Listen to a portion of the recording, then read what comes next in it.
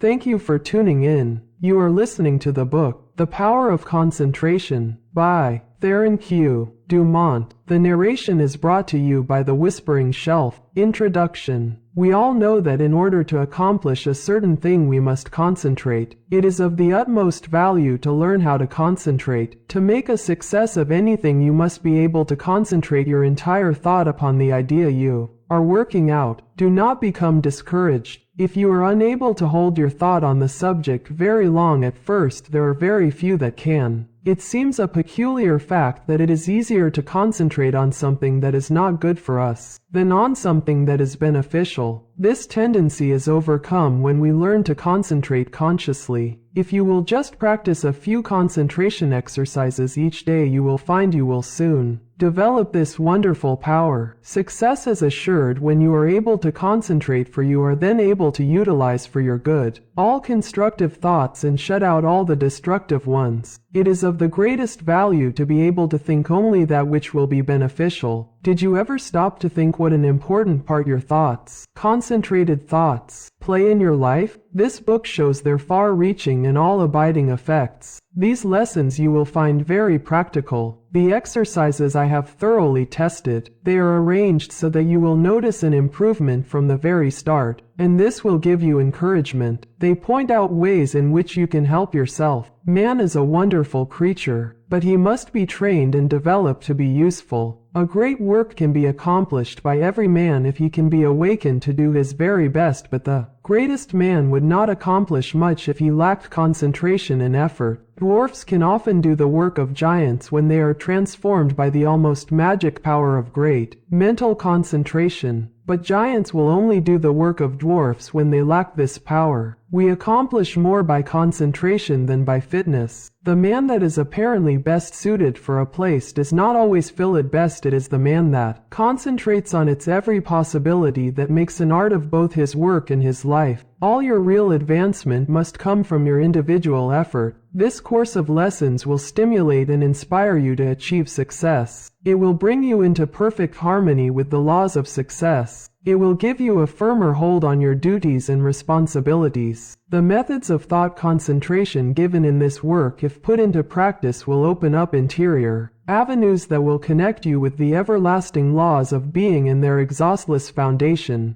of unchangeable truth. As most people are very different, it is impossible to give instructions that will be of the same value to all. The author has endeavored in these lessons to awaken that within the soul which perhaps the book does not express. So study these lessons as a means of awakening and training that which is within yourself. Let all your acts and thoughts have the intensity and power of concentration. To really get the full benefit of these lessons, you should read a page, then close the book and thoughtfully recall its ideas. If you will do this, you will soon cultivate a concentrated mental habit, which will enable you to read with ordinary rapidity and remember all that you read. Lesson 1. Concentration finds the way. Everyone has two natures. One wants us to advance and the other wants to pull us back. The one that we cultivate and concentrate on decides what we are at the end. Both natures are trying to gain control. The will alone decides the issue. A man by one supreme effort of the will may change his whole career and almost accomplish miracles. You may be that man. You can be if you will to be, for will can find a way or make one. I could easily fill a book of cases where men plodding along in a matter-of-fact way were all at once aroused, and as if awakening from a slumber they developed the possibilities within them, and from that time on were different persons. You alone can decide when the turning point will come.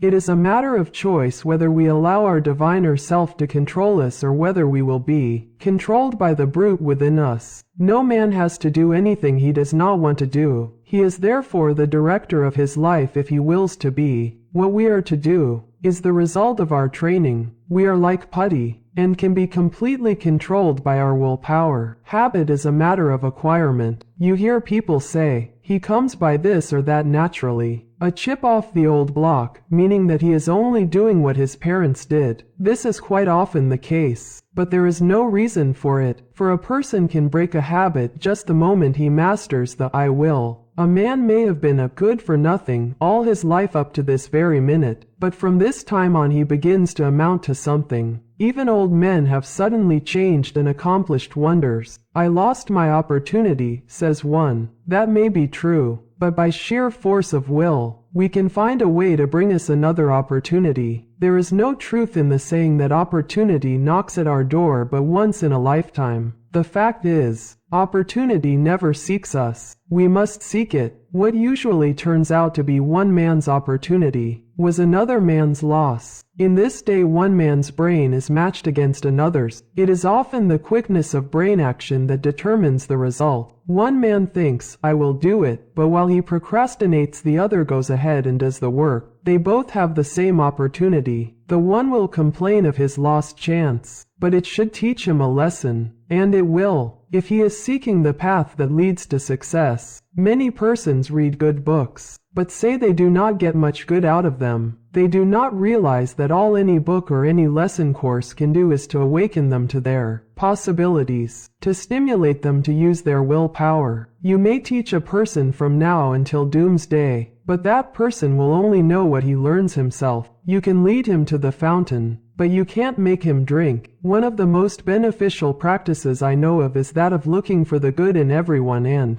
everything, for there is good in all things. We encourage a person by seeing his good qualities, and we also help ourselves by looking for them. We gain their good wishes, a most valuable asset sometimes. We get back what we give out. The time comes when most all of us need encouragement, need buoying up, so form the habit of encouraging others, and you will find it a wonderful tonic for both those encouraged and yourself, for you will get back encouraging and uplifting thoughts. Life furnishes us the opportunity to improve, but whether we do it or not depends upon how near we live up to what is expected of us. The first of each month, a person should sit down and examine the progress he has made. If he has not come up to expectations, he should discover the reason, and by extra exertion measure up to what is demanded next time. Every time that we fall behind what we plan to do, we lose just so much, for that time is gone forever. We may find a reason for doing it, but most excuses are poor substitutes for action. Most things are possible. Ours may be a hard task, but the harder the task, the greater the reward. It is the difficult things that really develop us. Anything that requires only a small effort utilizes very few of our faculties, and yields a scanty harvest of achievement. So do not shrink from a hard task, for to accomplish one of these will often bring us more good than a dozen lesser triumphs. I know that every man that is willing to pay the price can be a success. The price is not in money, but in effort. The first essential quality for success is the desire to be something. The next thing is to learn how to do it. The next to carry it into execution. The man that is the best able to accomplish anything is the one with a broad mind. The man that has acquired knowledge, that may, it is true, be foreign to this particular case, but is, nevertheless, of some value in all cases. So the man that wants to be successful must be liberal. He must acquire all the knowledge that he can. He must be well posted not only in one branch of his business but in every part of it. Such a man achieves success. The secret of success is to try always to improve yourself, no matter where you are or what your position. Learn all you can. Don't see how little you can do,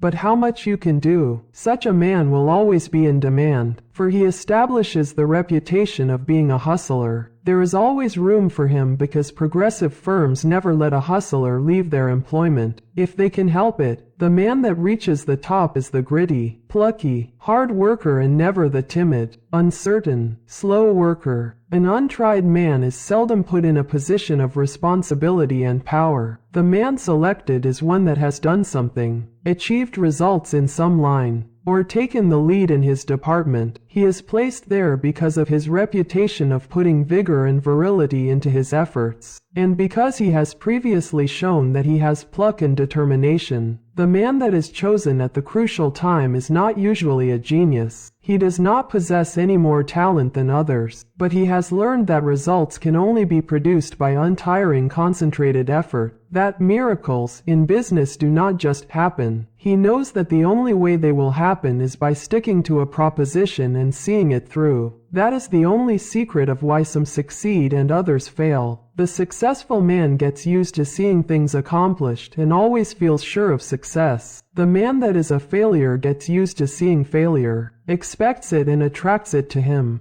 It is my opinion that with the right kind of training every man could be a success. It is really a shame that so many men and women, rich in ability and talent, are allowed to go to waste, so to speak. Someday I hope to see a millionaire philanthropist start a school for the training of failures. I am sure he could not put his money to a better use. In a year's time the science of practical psychology could do wonders for him. He could have agencies on the lookout for men that had lost their grip on themselves, that had through indisposition weakened their will, that through some sorrow or misfortune had become discouraged. At first all they need is a little help to get them back on their feet, but usually they get a knock downwards instead. The result is that their latent powers never develop and both they and the world are the losers. I trust that in the near future, someone will heed the opportunity of using some of his millions in arousing men that have begun to falter. All they need to be shown is that there is within them an omnipotent source that is ready to aid them, providing they will make use of it. Their minds only have to be turned from despair to hope to make them regain their hold. When a man loses his grip today, he must win his redemption by his own will. He will get little encouragement or advice of an inspiring nature. He must usually regain the right road alone. He must stop dissipating his energies and turn his attention to building a useful career. Today we must conquer our weakening tendencies alone. Don't expect anyone to help you. Just take one big brace, make firm resolutions, and resolve to conquer your weaknesses and vices. Really, none can do this for you. They can encourage you. That is all. I can think of nothing but lack of health that should interfere with one becoming successful. There is no other handicap that you should not be able to overcome. To overcome a handicap, all that it is necessary to do is to use more determination and grit and will. The man with grit and will may be poor today and wealthy in a few years. Willpower is a better asset than money. Will carry you over chasms of failure, if you but give it the chance. The men that have risen to the highest positions have usually had to gain their victories against big odds. Think of the hardships many of our inventors have gone through before they became a success. Usually they have been very much misunderstood by relatives and friends. Very often they did not have the bare necessities of life, yet, by sheer determination and resolute courage, they managed to exist somehow until they perfected their inventions, which afterwards greatly helped in bettering the condition of others. Everyone really wants to do something, but there are few that will put forward the needed effort to make the necessary sacrifice to secure it. There is only one way to accomplish anything, and that is to go ahead and do it. A man may accomplish almost anything today, if he just sets his heart on doing it and lets nothing interfere with his progress. Obstacles are quickly overcome by the man that sets out to accomplish his heart's desire. The bigger the man, the smaller the obstacle appears. The smaller the man, the greater the obstacle appears. Always look at the advantage you gain by overcoming obstacles, and it will give you the needed courage for their conquest. Do not expect that you will always have easy sailing. Parts of your journey are likely to be rough. Don't let the rough places put you out of commission. Keep on with the journey. Just the way you weather the storm shows what material you are made of. Never sit down and complain of the rough places, but think how nice the pleasant stretches were. View with delight the smooth plains that are in front of you. Do not let a setback stop you. Think of it as a mere incident that has to be overcome before you can reach your goal. Lesson 2. The self-mastery, self-direction power of concentration. Man from a psychological standpoint of development is not what he should be. He does not possess the self-mastery, the self-directing power of concentration that is his by right. He has not trained himself in a way to promote his self-mastery. Every balanced mind possesses the faculties whose chief duties are to engineer, direct and concentrate the operations of the mind, both in a mental and physical sense. Man must learn to control not only his mind but his bodily movements. When the controlling faculties, autonomic,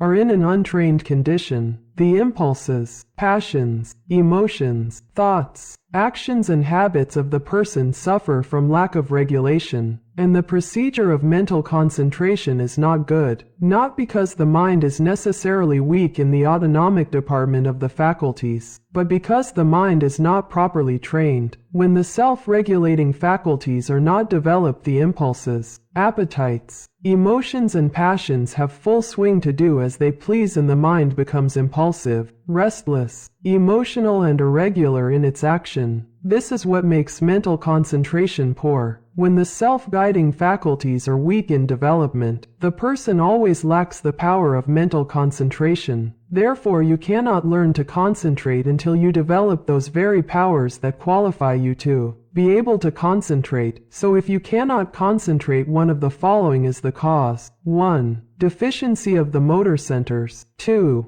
An impulsive and emotional mind. 3. An untrained mind. The last fault can soon be removed by systematic practice. It is easiest to correct. The impulsive and emotional state of mind can best be corrected by restraining anger, passion and excitement, hatred, strong impulses, intense emotions, fretfulness, etc. It is impossible to concentrate when you are in any of these excited states. These can be naturally decreased by avoiding such food and drinks as have nerve-weakening or stimulating influences, or a tendency to stir up the passions, the impulses and the emotions. It is a very good practice to watch and associate with those persons that are steady, calm, controlled and conservative. Correcting the deficiency of the motor centers is harder because as the person's brain is undeveloped, he lacks willpower. To cure this takes some time. Persons so afflicted may benefit by reading and studying my course, The Master Mind. Many have the idea that when they get into a negative state they are concentrating, but this is not so. They may be meditating, though not concentrating. Those that are in a negative state a good deal of the time cannot, as a rule, concentrate very well. They develop instead abstraction of the mind, or absence of mind. Their power of concentration becomes weaker and they find it difficult to concentrate on anything. They very often injure the brain. If they keep up this state, to be able to concentrate you must possess strength of mind. The person that is feeble-minded cannot concentrate his mind because of lack of will. The mind that cannot center itself on a special subject or thought is weak. Also, the mind that cannot draw itself from a subject or thought is weak, but the person that can center his mind on any problem, no matter what it is, and remove any unharmonious impressions has strength of mind. Concentration, first, last and all the time, means strength of mind. Through concentration a person is able to collect and hold his mental and physical energies at work. A concentrated mind pays attention to thoughts, words, acts and plans. The person who allows his mind to roam at will never accomplish a great deal in the world. He wastes his energies. If you work, think, talk and act aimlessly, and allow your brain to wander from your subject to foreign fields, you will not be able to concentrate. You concentrate at the moment when you say, I want to, I can,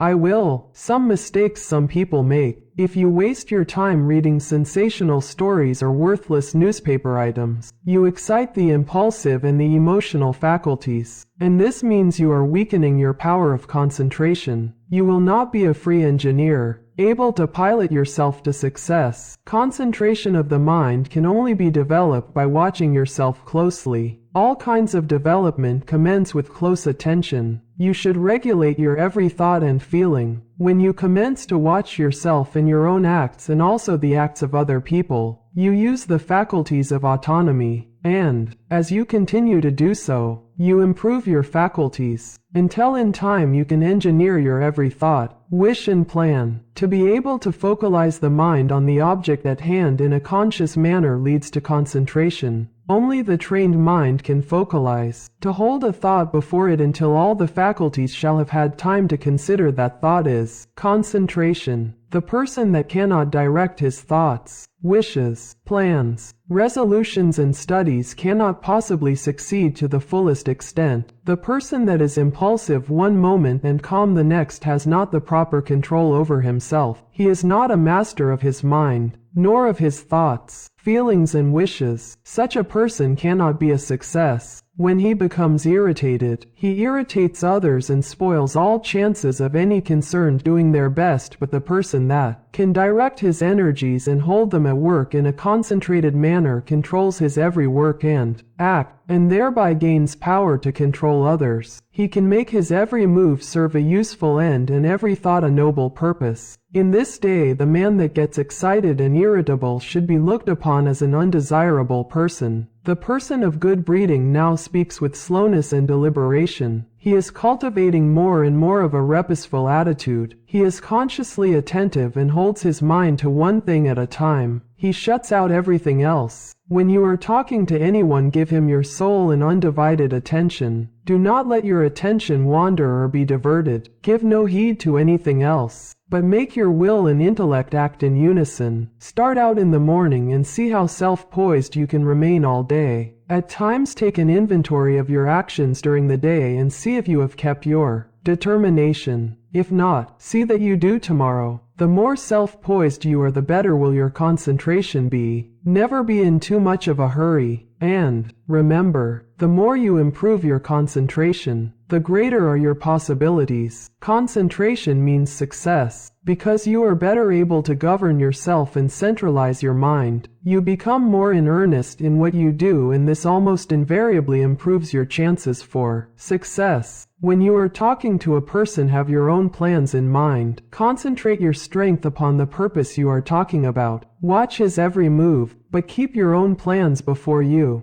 Unless you do, you will waste your energy and not accomplish as much as you should. I want you to watch the next person you see that has the reputation of being a strong character, a man of force. Watch and see what a perfect control he has over his body. Then I want you to watch just an ordinary person. Notice how he moves his eyes, arms, fingers. Notice the useless expenditure of energy. These movements all break down the vital cells and lessen the person's power in vital and nerve directions. It is just as important for you to conserve your nervous forces as it is the vital forces. As an example, we see an engine going along the track very smoothly. Someone opens all the valves and the train stops. It is the same with you. If you want to use your full amount of steam, you must close your valves and direct your power of generating mental steam toward one end. Center your mind on one purpose, one plan, one transaction. There is nothing that uses up nerve force so quickly as excitement. This is why an irritable person is never magnetic. He is never admired or loved. He does not develop those finer qualities that a real gentleman possesses. Anger, sarcasm, and excitement weaken a person in this direction. The person that allows himself to get excited will become nervous in time, because he uses up his nerve forces and his vital energies. The person that cannot control himself and keep from becoming excited cannot concentrate. When the mind can properly concentrate, all the energy of every microscopic cell is directed into one channel, and then there is a powerful personal influence generated. Everyone possesses many millions of little trembling cells, and each one of these has a center where life and energy are stored up and generated. If this energy is not wasted but conserved and controlled, this person is influential. But when it is the opposite, he is not influential or successful. Just as it is impossible for a steam engine to run with all its valves open, so is it impossible for you to waste your energy and run at your top speed. Each neuron in the gray layers of the brain is a psychic center of thought and action. Each one is pulsating an intelligent force of some kind, and when this force, your thoughts and motions, are kept in check by a conservative, systematic and concentrated mind, the result will be magnetism, vitality and health. The muscles, bones, ligaments, feet, hands and nerves, etc., are agents for carrying out the mandates of the mind. The sole purpose of the volitional faculties is to move the physical mechanism as the energy travels along the wires of nerves and muscles. Just for that reason, if you throw a voluntary control over these messages, impulses, thoughts, emotions, physical movements, and over these physical instruments, you develop your faculties of self-mastery. And to the extent you succeed here, in proportion will you develop the power of concentration.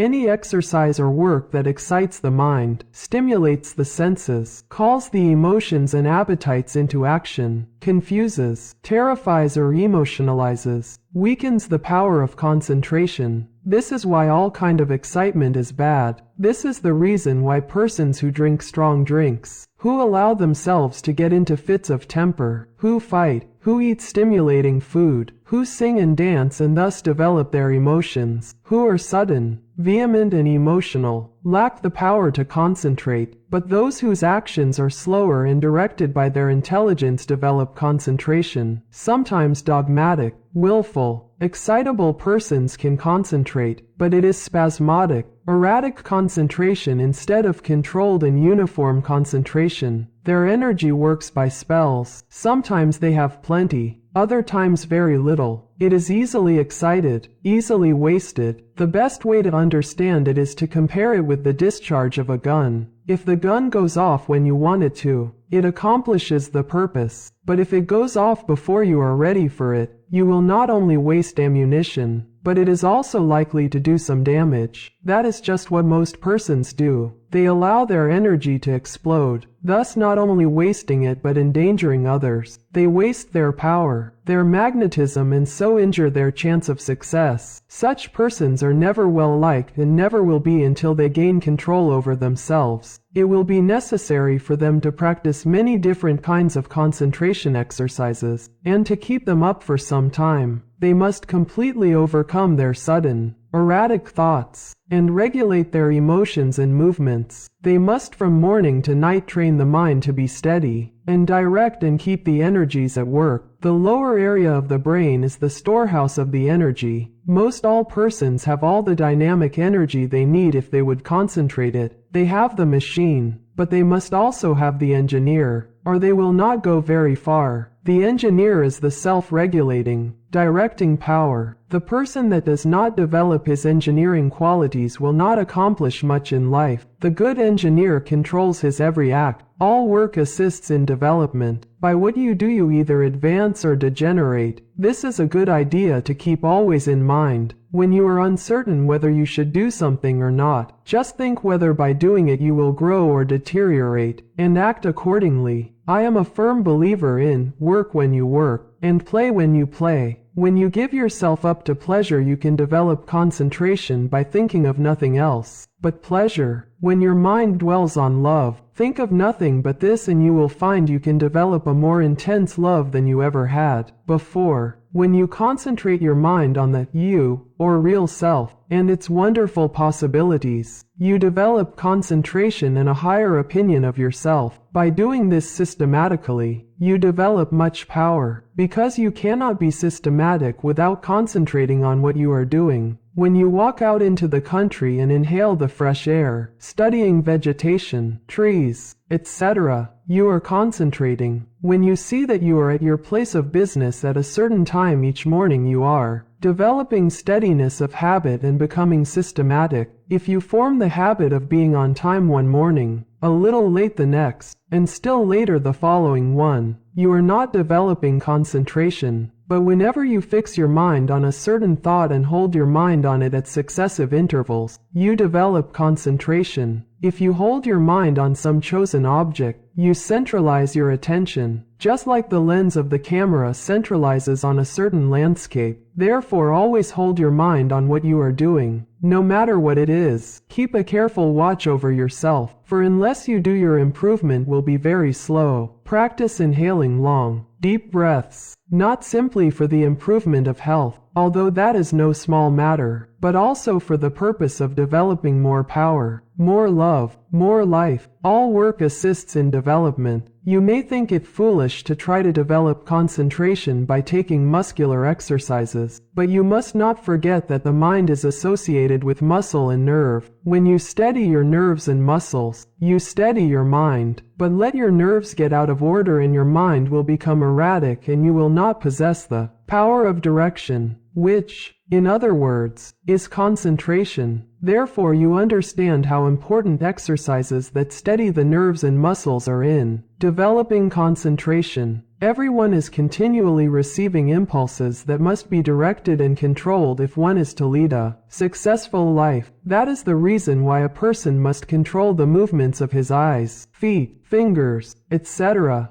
This is another reason why it is important to control his breathing. The slow, deep, prolonged exhalations are of wonderful value. They steady the circulation, the heart action, muscles and nerves of the mind. If the heart flutters, the circulation is not regular, and when the lung action is uneven, the mind becomes unsteady and not fit for concentration. This is why controlled breathing is very important as a foundation for physical health. You must not only concentrate your mind, but also the action of the eyes, ears and fingers. Each of these contain miniature minds that are controlled by the master engineer. You will develop much quicker if you thoroughly realize this. If you have ever associated with big men, or read their biographies, you will find that they usually let the others do the talking. It is much easier to talk than it is to listen. There is no better exercise for concentration than to pay close attention when someone is talking. Besides learning from what they have to say, you may develop both mental and physical concentration. When you shake hands with someone, just think of your hand as containing hundreds of individual minds, each having an intelligence of its own. When you put this feeling into your handshake, it shows personality. When you shake hands in a listless way, it denotes timidity, lack of force and power of personality. When the hand grip is very weak and stiff, the person has little love in his nature, no passion and no magnetism. When the handshake is just the opposite, you will find that the nature is also. The loveless person is non-magnetic, and he shows that he is by his non-magnetic handshake. When two developed souls shake hands, their clasps are never light. There is a thrill that goes through both when the two currents meet. Love arouses the opposite currents of the positive and negative natures. When there is no love, life loses its charm. The hand quickly shows when love is being aroused. This is why you should study the art of handshaking and develop your social affections. A person that loves his kind reflects love, but a person that hates reflects hate. The person with a bad nature, a hateful disposition, evil thoughts and feeling is erratic, freakish and fitful. When you allow yourself to become irritable, watch how you breathe and you will learn a valuable lesson. Watch how you breathe when you are happy. Watch your breathing when you harbor hate. Watch how you breathe when you feel in love with the whole world and noble emotions thrill you. When filled with good thoughts, you breathe a plentiful supply of oxygen into your lungs and love fills your soul. Love develops a person, physically, mentally and socially. Breathe deeply when you are happy and you will gain life and strength. You will steady your mind and you will develop your power of concentration and become magnetic and powerful. If you want to get more out of life, you must think more of love. Unless you have real affection for something, you have no sentiment, no sweetness, no magnetism. So arouse your love affections by your will and enter into a fuller life. The hand of love always magnetizes, but it must be steady and controlled. Love can be concentrated in your handshake, and this is one of the best ways to influence another. The next time you feel yourself becoming irritable, use your will and be patient. This is a very good exercise in self-control. It will help you to keep patient if you will breathe slowly and deeply. If you find you are commencing to speak fast, just control yourself and speak slowly and clearly. Keep from either raising or lowering your voice and concentrate on the fact that you are determined to keep your poise, and you will improve your power of concentration. When you meet people of some consequence, assume a reposeful attitude before them. Do this at all times. Watch both them and yourself. Static exercises develop the motor faculties and increase the power of concentration. If you feel yourself getting irritable, nervous or weak, stand squarely on your feet with your chest up and inhale deeply, and you will see that your irritability will disappear and a silent calm will pass over you. If you are in the habit of associating with nervous, irritable people, quit it until you grow strong in the power of concentration. Because irritable, angry, fretful, dogmatic and disagreeable people will weaken what powers of resistance you have. Any exercises that give you better control of the ears, fingers, eyes, feet, help you to steady your mind. When your eye is steady, your mind is steady. One of the best ways to study a person is to watch his physical movements. 4. When we study his actions, we are studying his mind, because actions are the expressions of the mind. As the mind is, so is the action. If it is uneasy, restless, erratic, unsteady, its actions are the same. When it is composed, the mind is composed. Concentration means control of the mind and body. You cannot secure control over one without the other. Many people who seem to lack ambition have sluggish minds. They are steady, patient, and seemingly have good control. But this does not say they are able to concentrate. These people are indolent, inactive, slow and listless. Because they lack energy, they do not lose control because they have little force to control. They have no temper and it therefore cannot disturb them. Their actions are steady because they possess little energy. The natural person is internally strong, energetic and forceful, but his energy, force and strength, thoughts and physical movements are well under his control. If a person does not have energy, both mental and physical, he must develop it. If he has energy which he cannot direct and hold to a point, he must learn to do so. A man may be very capable, but, unless he wills to control his abilities, they will not do him any good. We hear so much talk about the benefit of physical culture, but the real benefit of this is really lost sight of. There is nothing that holds the faculties at work in a sustained and continuous manner as static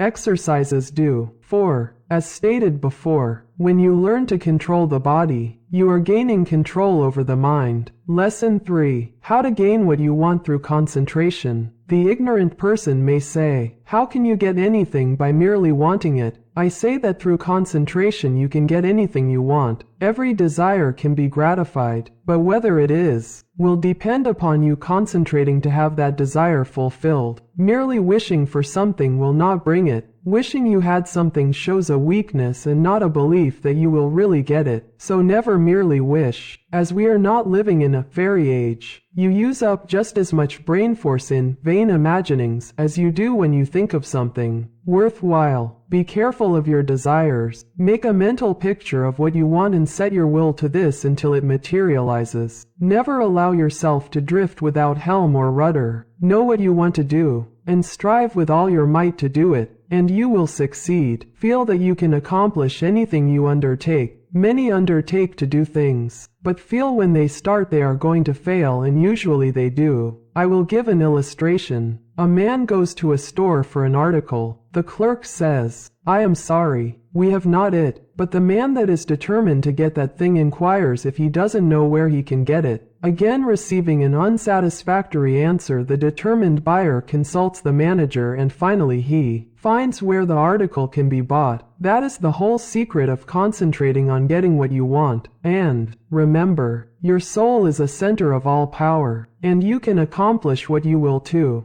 I'll find a way or make one, is the spirit that wins. I know a man that is now head of a large bank. He started there as a messenger boy. His father had a button made for him with a P on it and put it on his coat. He said, son, that P is a reminder that someday you are to be the president of your bank. I want you to keep this thought in your mind. Every day do something that will put you nearer your goal. Each night after supper he would say, son, what did you do today? In this way the thought was always kept in mind. He concentrated on becoming president of that bank, and he did. His father told him never to tell anyone what that P stood for. A good deal of fun was made of it by his associates, and they tried to find out what it stood for, but they never did until he was made president, and then he told the secret. Don't waste your mental powers in wishes. Don't dissipate your energies by trying to satisfy every whim. Concentrate on doing something really worthwhile. The man that sticks to something is not the man that fails. Power to him who power exerts. Emerson. Success today depends largely on concentrating on the interior law of force. For when you do this, you awaken those thought powers or forces, which, when used in business, ensures permanent results. Until you are able to do this, you have not reached your limit in the use of your forces. This great universe is interwoven with myriads of forces. You make your own place, and whether it is important depends upon you. Through the indestructible and unconquerable law, you can in time accomplish all right things, and therefore do not be afraid to undertake whatever you really desire to accomplish and are willing to pay for in effort. Anything that is right is possible. That which is necessary will inevitably take place. If something is right, it is your duty to do it, though the whole world thinks it to be wrong. God and one are always a majority, or in plain words, that omnipotent interior law which is God, and the organism that represents you is able to conquer the whole world if your cause is absolutely. Just don't say, "I wish I was a great man."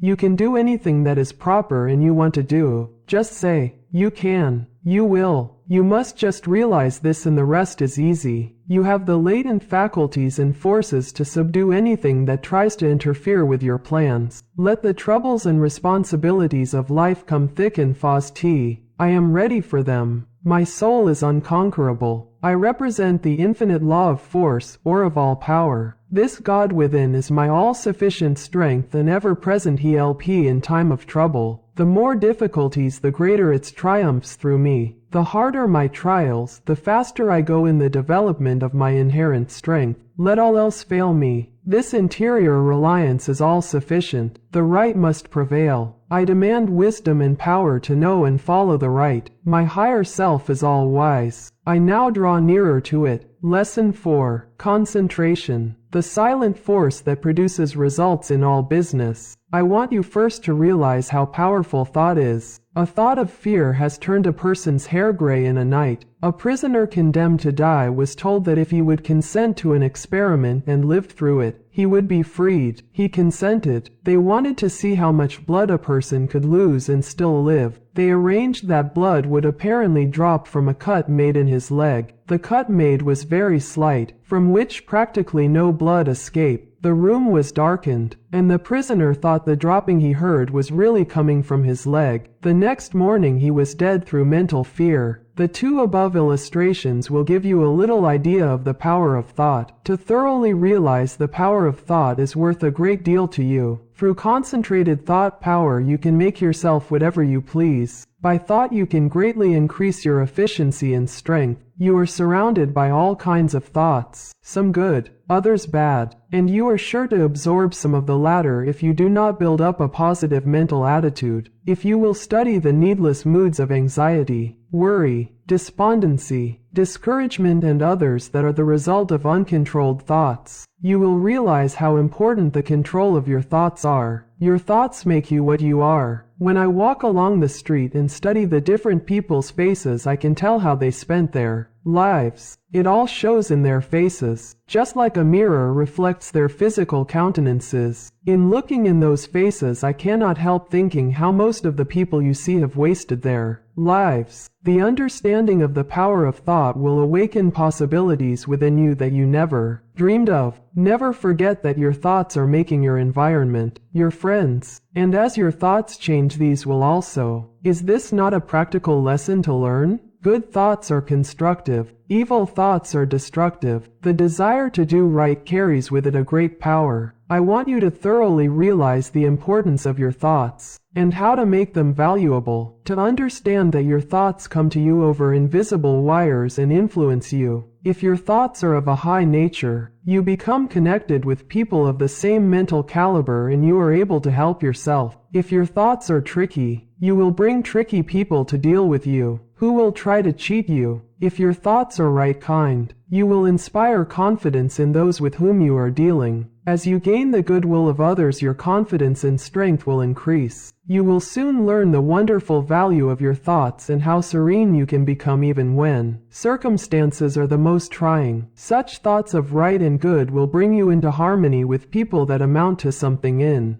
the world and that are able to give you help if you should need it, as nearly everyone does at times. You can now see why it is so important to concentrate your thoughts in the proper channels. It is very necessary that people should have confidence in you. When two people meet, they have not the time to look each other up. They accept each other according to instinct, which can usually be relied on. You meet a person and his attitude creates a suspicion in you. The chances are you cannot tell why, but something tells you, have no dealings with him, for if you do, you will be sorry. Thoughts produce actions. Therefore be careful of your thoughts. Your life will be molded by the thoughts you have. A spiritual power is always available to your thought, and when you are worthy you can attract all the good things without a great effort on your part. The sun's rays shine down on our gardens, but we can plant trees that will interfere with the sunlight. There are invisible forces ready to help you if you do not think and act to intercept these. These forces work silently. You reap what you sow. You have concentrated within powers that if developed will bring you happiness greater than you can even imagine. Most people go rushing through life, literally driving away the very things they seek. By concentration you can revolutionize your life, accomplish infinitely more and without a great effort. Look within yourself and you will find the greatest machine ever made. How to speak wisely. In order to speak wisely you must secure at least a partial concentration of the faculties and forces upon the subject at hand. Speech interferes with the focusing powers of the mind, as it withdraws the attention to the external and therefore is hardly to be compared with that deep silence of the subconscious mind, where deep thoughts and the silent forces of high potency are evolved. It is necessary to be silent before you can speak wisely. The person that is really alert and well poised and able to speak wisely under trying circumstances is the person that has practiced in the silence. Most people do not know what the silence is and think it is easy to go into the silence. But this is not so. In the real silence we become attached to that interior law and the forces become silent, because they are in a state of high potency, or beyond the vibratory sounds to which our external ears are attuned. He who desires to become above the ordinary should open up for himself the interior channels which led to the absolute law of the omnipotent. You can only do this by persistently and intelligently practicing thought concentration. Hold the thought. In silence I will allow my higher self to have complete control. I will be true to my higher self. I will live true to my conception of what is right. I realize that it is to my self-interest to live up to my best. I demand wisdom so that I may act wisely for myself and others. In the next chapter I will tell you of the mysterious law, which links all humanity together by the powers of cooperative thought, and chooses for his companionship and friends. Lesson 5. How concentrated thought links all humanity together. It is within your power to gratify your every wish. Success is the result of the way you think. I will show you how to think to be successful. The power to rule and attract success is within yourself. The barriers that shut these off from you are subject to your control. You have unlimited power to think, and this is the link that connects you with your omniscient source. Success is the result of certain moods of mind or ways of thinking. These moods can be controlled by you and produced at will. You have been evolved to what you are from a lowly atom because you possessed the power to think. This power will never leave you, but will keep urging you on until you reach perfection. As you evolve, you create new desires and these can be gratified. The power to rule lies within you. The barriers that keep you from ruling are also within you. These are the barriers of ignorance. Concentrated thought will accomplish seemingly impossible results and make you realize your fondest ambitions. At the same time that you break down barriers of limitation, new ambitions will be awakened. You begin to experience conscious thought constructions. If you will just realize that through deep concentration you become linked with thoughts of omnipotence, you will kill out entirely your belief in your limitations and at the same time will drive away all fear and other negative and destructive thought forces which constantly work against you. In the place of these you will build up a strong assurance that your every venture will be successful. When you learn thus how to concentrate and reinforce your thought, you control your mental creations. They in turn help to mold your physical environment, and you become the master of circumstances and the ruler of your kingdom. It is just as easy to surround your life with what you want as it is with what you don't want. It is a question to be decided by your will. There are no walls to prevent you from getting what you want, providing you want what is right. If you choose something that is not right, you are in opposition to the omnipotent plans of the universe and deserve to fail. But, if you will base your desires on justice and goodwill, you avail yourself of the helpful powers of universal currents, and instead of having a handicap to work against, can depend upon ultimate success. Though the outward appearances may not at first be bright, never stop to think of temporary appearances, but maintain an unfaltering belief in your ultimate success. Make your plans carefully, and see that they are not contrary to the tides of universal justice. The main thing for you to remember is to keep at bay the destructive and opposing forces of fear and anger and their satellites. There is no power so great as the belief which comes from the knowledge that your thought is in harmony with the divine laws of thought and the sincere conviction that your cause is right. You may be able seemingly to accomplish results for a time even if your cause is unjust, but the results will be temporary, and, in time,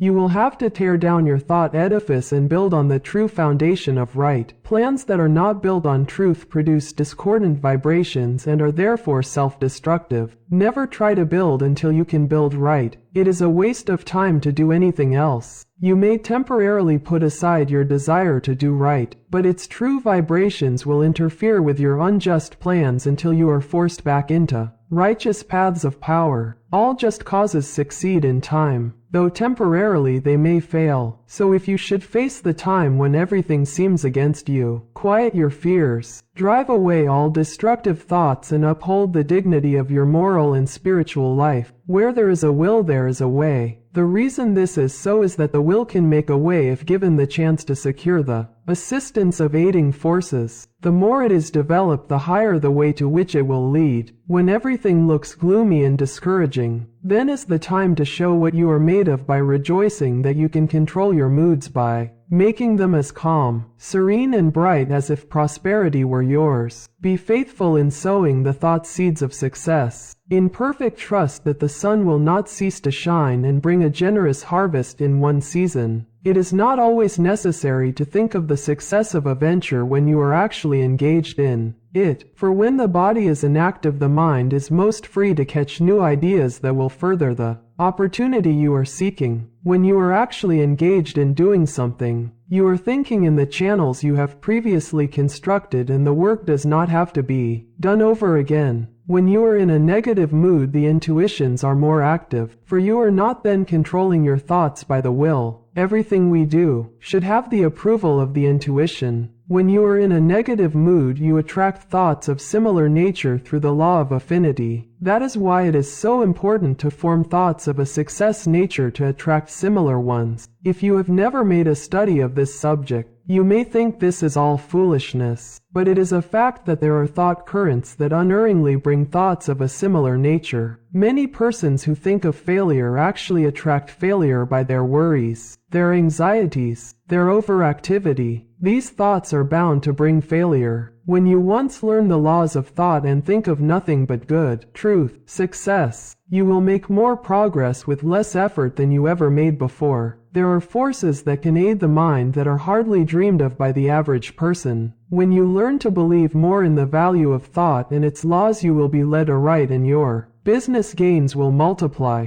The following method may assist you in gaining better thought control. If you are unable to control your fears, just say to your faulty determination, "Do not falter or be afraid, for I am not really alone. I am surrounded by invisible forces that will assist me to remove the unfavorable appearances." Soon you will have more courage. The only difference between the fearless man and the fearful one is in his will, his hope. So if you lack success, believe in it, hope for it, claim it. You can use the same method to brace up your thoughts of desire, aspiration, imagination, expectation, ambition, understanding, trust and assurance. If you get anxious, angry, discouraged, undecided or worried, it is because you are not receiving the cooperation of the higher powers of your mind. By your will you can so organize the powers of the mind that your moods change only as you want them to instead of as circumstances affect you. I was recently asked if I advised concentrating on what you eat, or what you see while walking. My reply was that no matter what you may be doing, when in practice think of nothing else but that act at the time. The idea is to be able to control your unimportant acts. Otherwise you set up a habit that it will be hard to overcome. Because your faculties have not been in the habit of concentrating, your faculties cannot be disorganized one minute and organized the next. If you allow the mind to wander while you are doing small things, it will be likely to get into mischief and make it hard to concentrate on the important act when it comes. The man that is able to concentrate is the happy, busy man. Time does not drag with him. He always has plenty to do. He does not have time to think over past mistakes, which would make him unhappy. If despite our discouragement and failures, we claim our great heritage, life and truth and force, like an electric current, will permeate our lives until we enter into our birthright in eternity. The will does not act with clearness, decision and promptness unless it is trained to do so. There are comparatively few that really know what they are doing every minute of the day. This is because they do not observe with sufficient orderliness and accuracy to know what they are doing. It is not difficult to know what you are doing all the time, if you will just practice concentration and with a purposeful deliberation, and train yourself to think clearly, promptly, and decisively. If you allow yourself to worry or hurry in what you are doing, this will not be clearly photographed upon the sensitized plate of the subjective mind, and you therefore will not be really conscious of your actions. So practice accuracy and concentration of thought, and also absolute truthfulness, and you will soon be able to concentrate. Lesson 6. The training of the will to do. The will to do is the greatest power in the world that is concerned with human accomplishment, and no one can in advance determine its limits. The things that we do now would have been a few ages ago impossibilities. Today the safe maxim is, all things are possible. The will to do is a force that is strictly practical, yet it is difficult to explain just what it is. It can be compared to electricity because we know it only through its cause and effects. It is a power we can direct, and to just the extent we direct it do we determine our future. Every time you accomplish any definite act, consciously or unconsciously, you use the principle of the will. You can will to do anything whether it is right or wrong, and therefore the way you use your will makes a big difference in your life. Every person possesses some will to do. It is the inner energy which controls all conscious acts. What you will to do directs your life forces. All habits, good or bad, are the result of what you will to do. You improve or lower your condition in life by what you will to do. Your will has a connection with all avenues of knowledge, all activities, all accomplishment. You probably know of cases where people have shown wonderful strength under some excitement, similar to the following. The house of a farmer's wife caught on fire. No one was around to help her move anything. She was a frail woman, and ordinarily was considered weak. On this occasion she removed things from the house that it later took 3 men to handle. It was the will to do that she used to accomplish her task. Genius is but a will to do little things with infinite pains. Little things well done open the door of opportunity for bigger things. The will accomplishes its greater results through activities that grow out of great concentration. In acquiring the power of voluntary attention to such an extent that we can direct it where we will, and hold it steadily to its task until our aim is accomplished. When you learn so to use it, your willpower becomes a mighty force. Almost everything can be accomplished through its proper use. It is greater than physical force because it can be used to control not only physical but mental and moral forces. There are very few that possess perfectly developed and balanced willpower, but those who do easily crush out their weak qualities. Study yourself carefully, find out your greatest weakness, and then use your willpower to overcome it. In this way eradicate your faults, one by one, until you have built up a strong character and personality. Rules for improvement. A desire arises. Now think whether this would be good for you. If it is not, use your willpower to kill out the desire. But, on the other hand, if it is a righteous desire, summon all your willpower to your aid, crush all obstacles that confront you and secure possession of the coveted good. Slowness in making decisions. This is a weakness of willpower. You know you should do something, but you delay doing it through lack of decision. It is easier not to do a certain thing than to do it, but conscience says to do it. The vast majority of persons are failures because of the lack of deciding to do a thing when it should be done. Those that are successful have been quick to grasp opportunities by making a quick decision. This power of will can be used to bring culture, wealth and health. Some special pointers. For the next week, try to make quicker decisions in your little daily affairs. Set the hour you wish to get up and arise exactly at the fixed time. Anything that you should accomplish, do on or ahead of time. You want, of course, to give due deliberation to weighty matters, but by making quick decisions on little things you will acquire the ability to make quick decisions in bigger things. Never procrastinate. Decide quickly one way or the other, even at the risk of deciding wrong. Practice this for a week or two and notice your improvement. The lack of initiative. This, too, keeps many men from succeeding. They have fallen into the way of imitating others in all that they do. Very often we hear the expression, "He seems clever enough, but he lacks initiative." Life for them is one continuous grind. Day after day they go through the same monotonous round of duties, while those that are getting along are using their initiative to get greater fullness of life. There is nothing so responsible for poverty as this lack of initiative, this power to think and do for ourselves. You are as good as anyone. You have willpower, and if you use it, you will get your share of the luxuries of life. So use it to claim your own. Don't depend on anyone else to help you. We have to fight our own battles. All the world loves a fighter, while the coward is despised by all. Every person's problems are different, so I can only say, analyze your opportunities and conditions and study your natural abilities. Form plans for improvement and then put them into operation. Now, as I said before, don't just say, "I am going to do so and so," but carry your plan into execution. Don't make an indefinite plan, but a definite one. And then don't give up until your object has been accomplished. Put these suggestions into practice with true earnestness, and you will soon note astonishing results, and your whole life will be completely changed. An excellent motto for one of pure motives is, "Through my willpower I dare do what I want to." You will find this affirmation has a very strengthening effect. The spirit of perseverance, the spirit of stick-to-itiveness, is the one that wins. Many go just so far and then give up, whereas, if they had persevered a little longer, they would have won out. Many have much initiative, but instead of concentrating it into one channel, they diffuse it through several, thereby dissipating it to such an extent that its effect is lost. Develop more determination, which is only the will to do. And when you start out to do something, stick to it until you get results. Of course, before starting anything you must look ahead and see what the finish leads to. You must select a road that will lead to somewhere rather than nowhere. The journey must be productive of some kind of substantial results. The trouble with so many young men is that they launch enterprises without any end in sight. It is not so much the start as the finish of a journey that counts. Each little move should bring you nearer the goal which you plan to reach before the enterprise began. Lack of perseverance is nothing but the lack of the will to do. It takes the same energy to say, "I will continue," as to say, "I give up." Just the moment you say the latter you shut off your dynamo, and your determination is gone.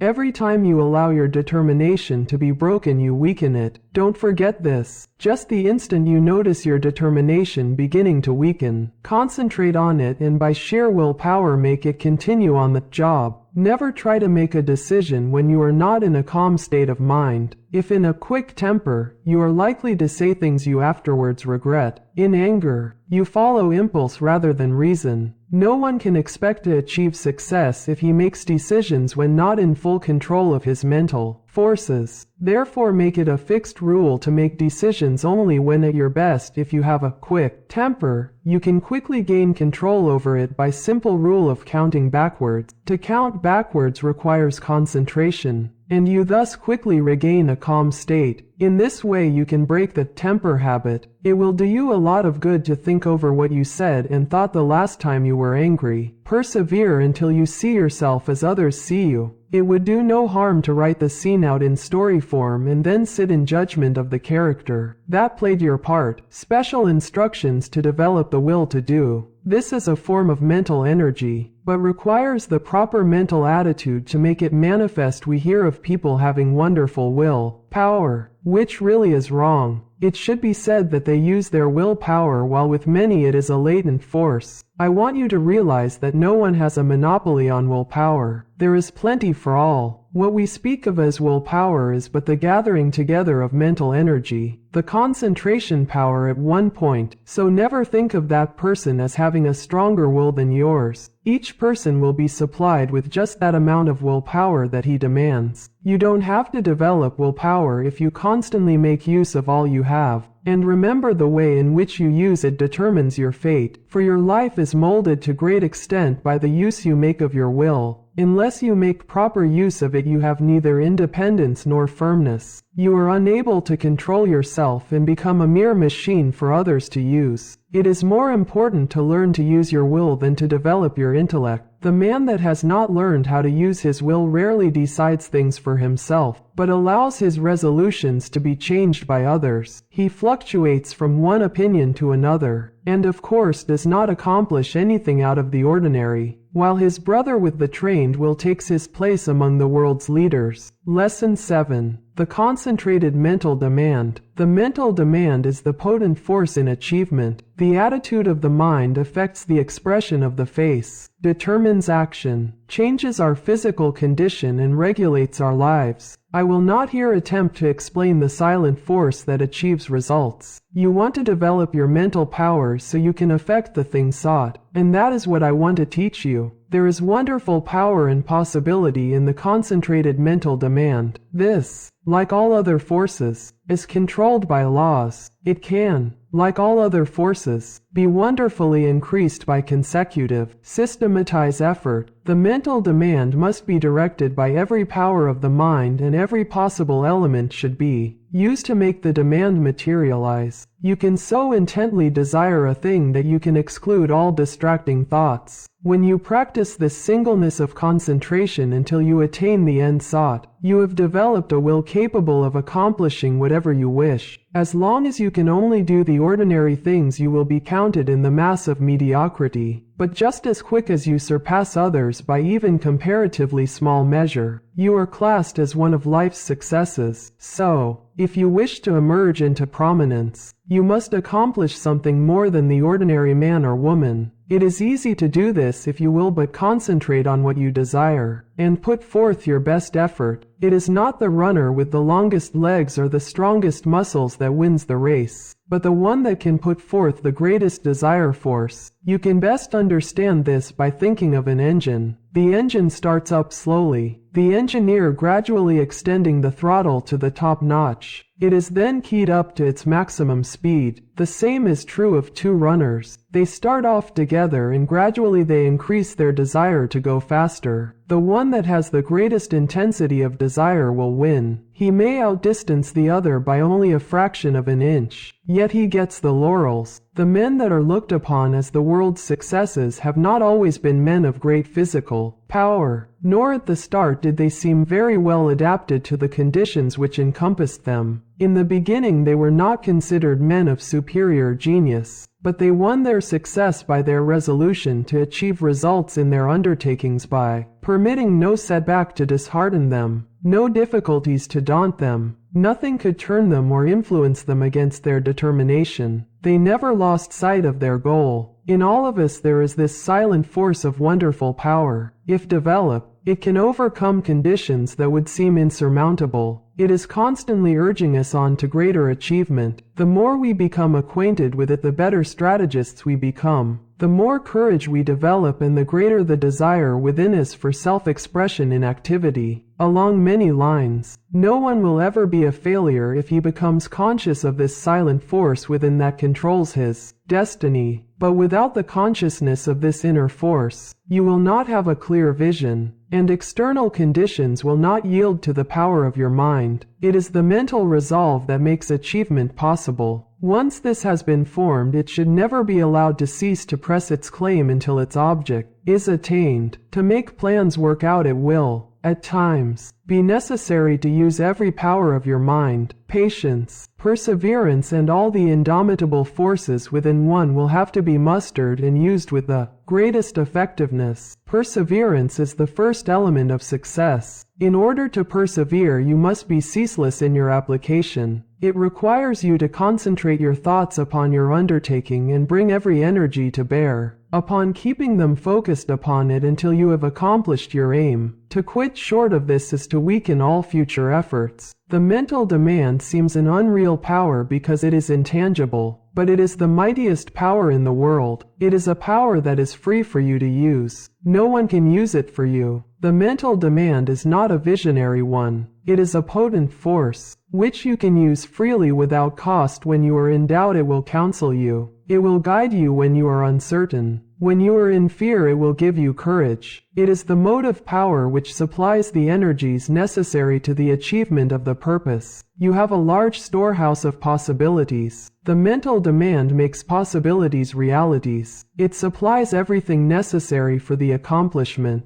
It selects the tools and instructs how to use them. It makes you understand the situation. Every time you make a mental demand, you strengthen the brain centers by drawing to you external forces. Few realize the power of a mental demand. It is possible to make your demand so strong that you can impart what you have to say to another without speaking to him. Have you ever, after planning to discuss a certain matter with a friend, had the experience of having him broach the subject before you had a chance to speak of it? Have you ever, in a letter, made a suggestion to a friend that he carried out before your letter reached him? Have you ever wanted to speak to a person who just then walked in or telephoned? I have had many such responses to thought, and you and your friends have doubtless experienced them, too. These two things are neither coincidences nor accidents, but are the results of mental demand launched by strong concentration. The person that never wants anything gets little. To demand resolutely is the first step toward getting what you want. The power of the mental demand seems absolute, the supply illimitable. The mental demand projects itself and causes to materialize the conditions and opportunities needed to accomplish the purpose. Do not think I overestimate the value of the mental demand. It brings the fuller life if used for only righteous purposes. Once the mental demand is made, however, never let it falter. If you do, the current that connects you with your desire is broken. Take all the necessary time to build a firm foundation, so that there need not be even an element of doubt to creep in. Just the moment you entertain doubt, you lose some of the demand force, and force once lost is hard to regain. So whenever you make a mental demand, hold steadfastly to it until your need is supplied. I want to repeat again that power of mental demand is not a visionary one. It is concentrated power only, and can be used by you. It is not supernatural power, but requires a development of the brain centers. The outcome is sure when it is given with a strong, resolute determination. No person will advance to any great extent until he recognizes this force within him. If you have not become aware of it, you have not made very much of a success of your life. It is this something that distinguishes that man from other men. It is this subtle power that develops strong personality. If you want a great deal, you must demand a great deal. Once you make your demand, anticipate its fulfillment. It depends upon us. We are rewarded according to our efforts. The power of mental demand can bring us what we want. We become what we determine to be. We control our own destiny. Get the right mental attitude. Then, in accordance with your ability, you can gain success. And every man of average ability, the ordinary man that you see about you, can be really successful, independent, free of worry, his own master, if he can manage to do just two things. First, remain forever dissatisfied with what he is doing and with what he has accomplished. Second, Develop in his mind a belief that the word impossible was not intended or him. Build up in his mind the confidence that enables the mind to use its power. Many, especially the older men, will ask, how can I build up that self-confidence in my brain? How can I, after months and years of discouragement,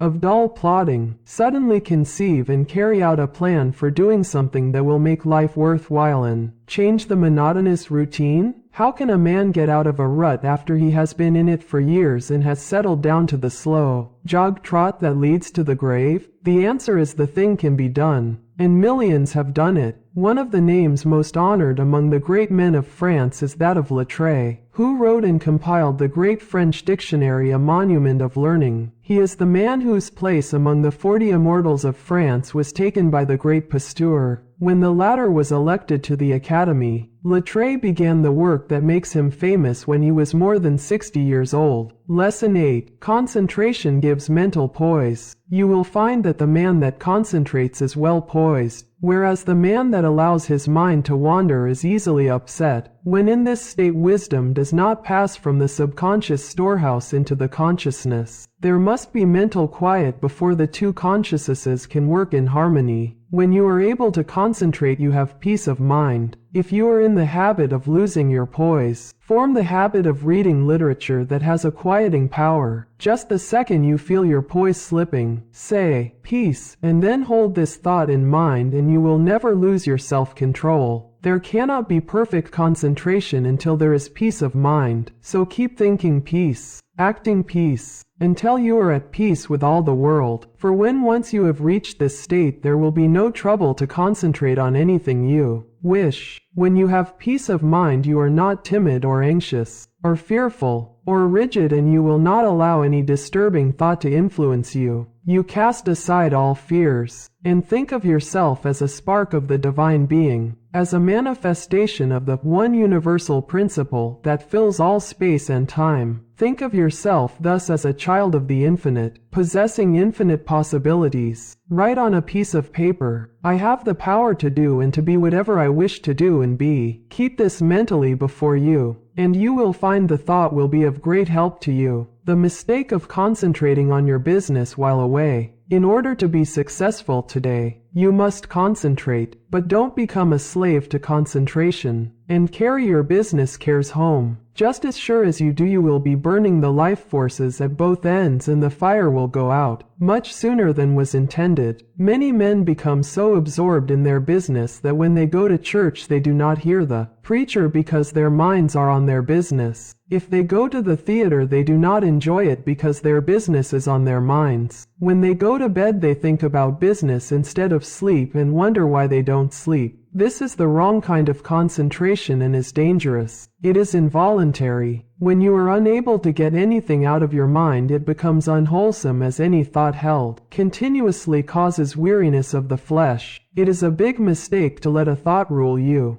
Instead of ruling it, he who does not rule himself is not a success. If you cannot control your concentration, your health will suffer. So never become so absorbed with anything that you cannot lay it aside and take up another. This is self-control. Concentration is paying attention to a chosen thought. Everything that passes before the eye makes an impression on the subconscious mind. But unless you pay attention to some certain thing, you will not remember what you saw. For instance, if you walked down a busy street without seeing anything that attracted your particular attention, you could not recall anything you saw, so you see only what attracts your attention. If you work, you only see and remember what you think about. When you concentrate on something, it absorbs your whole thought. Self-study valuable. Everyone has some habits that can be overcome by concentration. We will say, for instance, you are in the habit of complaining, or finding fault with yourself or others, or imagining that you do not possess the ability of others, or feeling that you are not as good as someone else, or that you cannot rely on yourself, or harboring any similar thoughts or thoughts of weakness. These should be cast aside, and instead thoughts of strength should be put in their place. Just remember, every time you think of yourself as being weak, in some way you are making yourself so by thinking you are. Our mental conditions make us what we are. Just watch yourself and see how much time you waste in worrying, fretting and complaining. The more of it you do, the worse off you are. Just the minute you are aware of thinking a negative thought, immediately change to a positive one. If you start to think of failure, change to thinking of success. You have the germ of success within you. Care for it the same as the setting hen broods over the eggs, and you can make it a reality. You can make those that you come in contact with feel as you do, because you radiate vibrations of the way you feel, and your vibrations are felt by others. When you concentrate on a certain thing, you turn all the rays of your vibrations on this. Thought is the directing power of all life's vibrations. If a person should enter a room with a lot of people and feel as if he were a person of no consequence, no one would know he was there unless they saw him. And even if they did, they would not remember seeing him, because they were not attracted towards him. But let him enter the room feeling that he was magnetic and concentrating on this thought. Others would feel his vibration. So remember, the way you feel you can make others feel. This is the law. Make yourself a concentrated dynamo from which your thoughts vibrate to others. Then you are a power in the world. Cultivate the art of feeling. For as I said before, you can only make others feel what you feel. If you will study all of the great characters of history, you will find that they were enthusiastic. First, they were enthusiastic themselves, and then they could arouse others' enthusiasm. It is latent in everyone.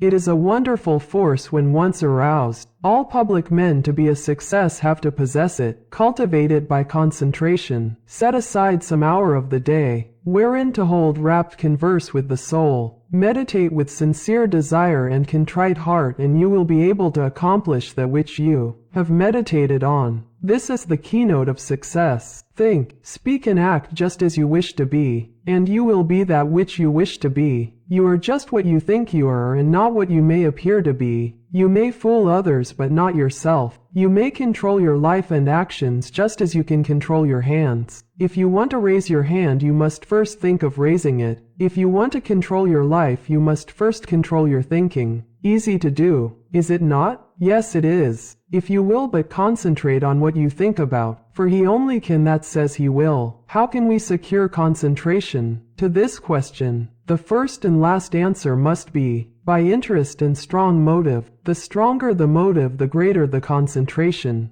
The successful lives are the concentrated lives. The utterly helpless multitude that sooner or later have to be cared for by charity are those that were never able to concentrate, and who have become the victims of negative ideas. Train yourself so you will be able to centralize your thought and develop your brain power, and increase your mental energy. Or you can be a slacker, a drifter, a quitter or a sleeper. It all depends on how you concentrate or centralize your thoughts. Your thinking then becomes a fixed power, and you do not waste time thinking about something that would not be good for you. You pick out the thoughts that will be the means of bringing you what you desire, and they become a material reality. Whatever we create in the thought world will someday materialize. That is the law. Don't forget this. In the old days men drifted without concentration, but this is a day of efficiency, and therefore all of our efforts must be concentrated. If we are to win any success worth the name, why people often do not get what they concentrate on? Because they sit down in hopeless despair and expect it to come to them. But if they will just reach out for it with their biggest effort, they will find it is within their reach. No one limits us but ourselves. We are what we are today as the result of internal conditions. We can control the external conditions. They are subject to our will. Through our concentration we can attract what we want, because we became in rapport with the universal forces, from which we can get what we want. You have watched races, no doubt. They all line up together. Each has his mind set on getting to the goal before the others. This is one kind of concentration. A man starts to think on a certain subject. He has all kinds of thoughts come to him. But by concentration he shuts out all these but the one he has chosen. Concentration is just a case of willing to do a certain thing and doing it. If you want to accomplish anything, first put yourself in a concentrating, reposeful, receptive, acquiring frame of mind. In tackling unfamiliar work, make haste slowly and deliberately, and then you will secure that interior activity, which is never possible when you are in a hurry or under a strain. When you think hard or try to hurry results too quickly, you generally shut off the interior flow of thoughts and ideas. You have often no doubt tried hard to think of something but could not, but just as soon as you stopped trying to think of it, it came to you. Lesson 9. Concentration can overcome bad habits. Habits make or break us to a far greater extent than we like to admit. Habit is both a powerful enemy and wonderful ally of concentration. You must learn to overcome habits which are injurious to concentration, and to cultivate those which increase it. The large majority of people are controlled by their habits and are buffeted around by them like waves of the ocean tossing a piece of wood. They do things in a certain way because of the power of habit. They seldom ever think of concentrating on why they do them this or that way, or study to see if they could do them in a better way. Now my object in this chapter is to get you to concentrate on your habits so you can find out which are good and which are bad for you. You will find that by making a few needed changes you can make even those that are not good for you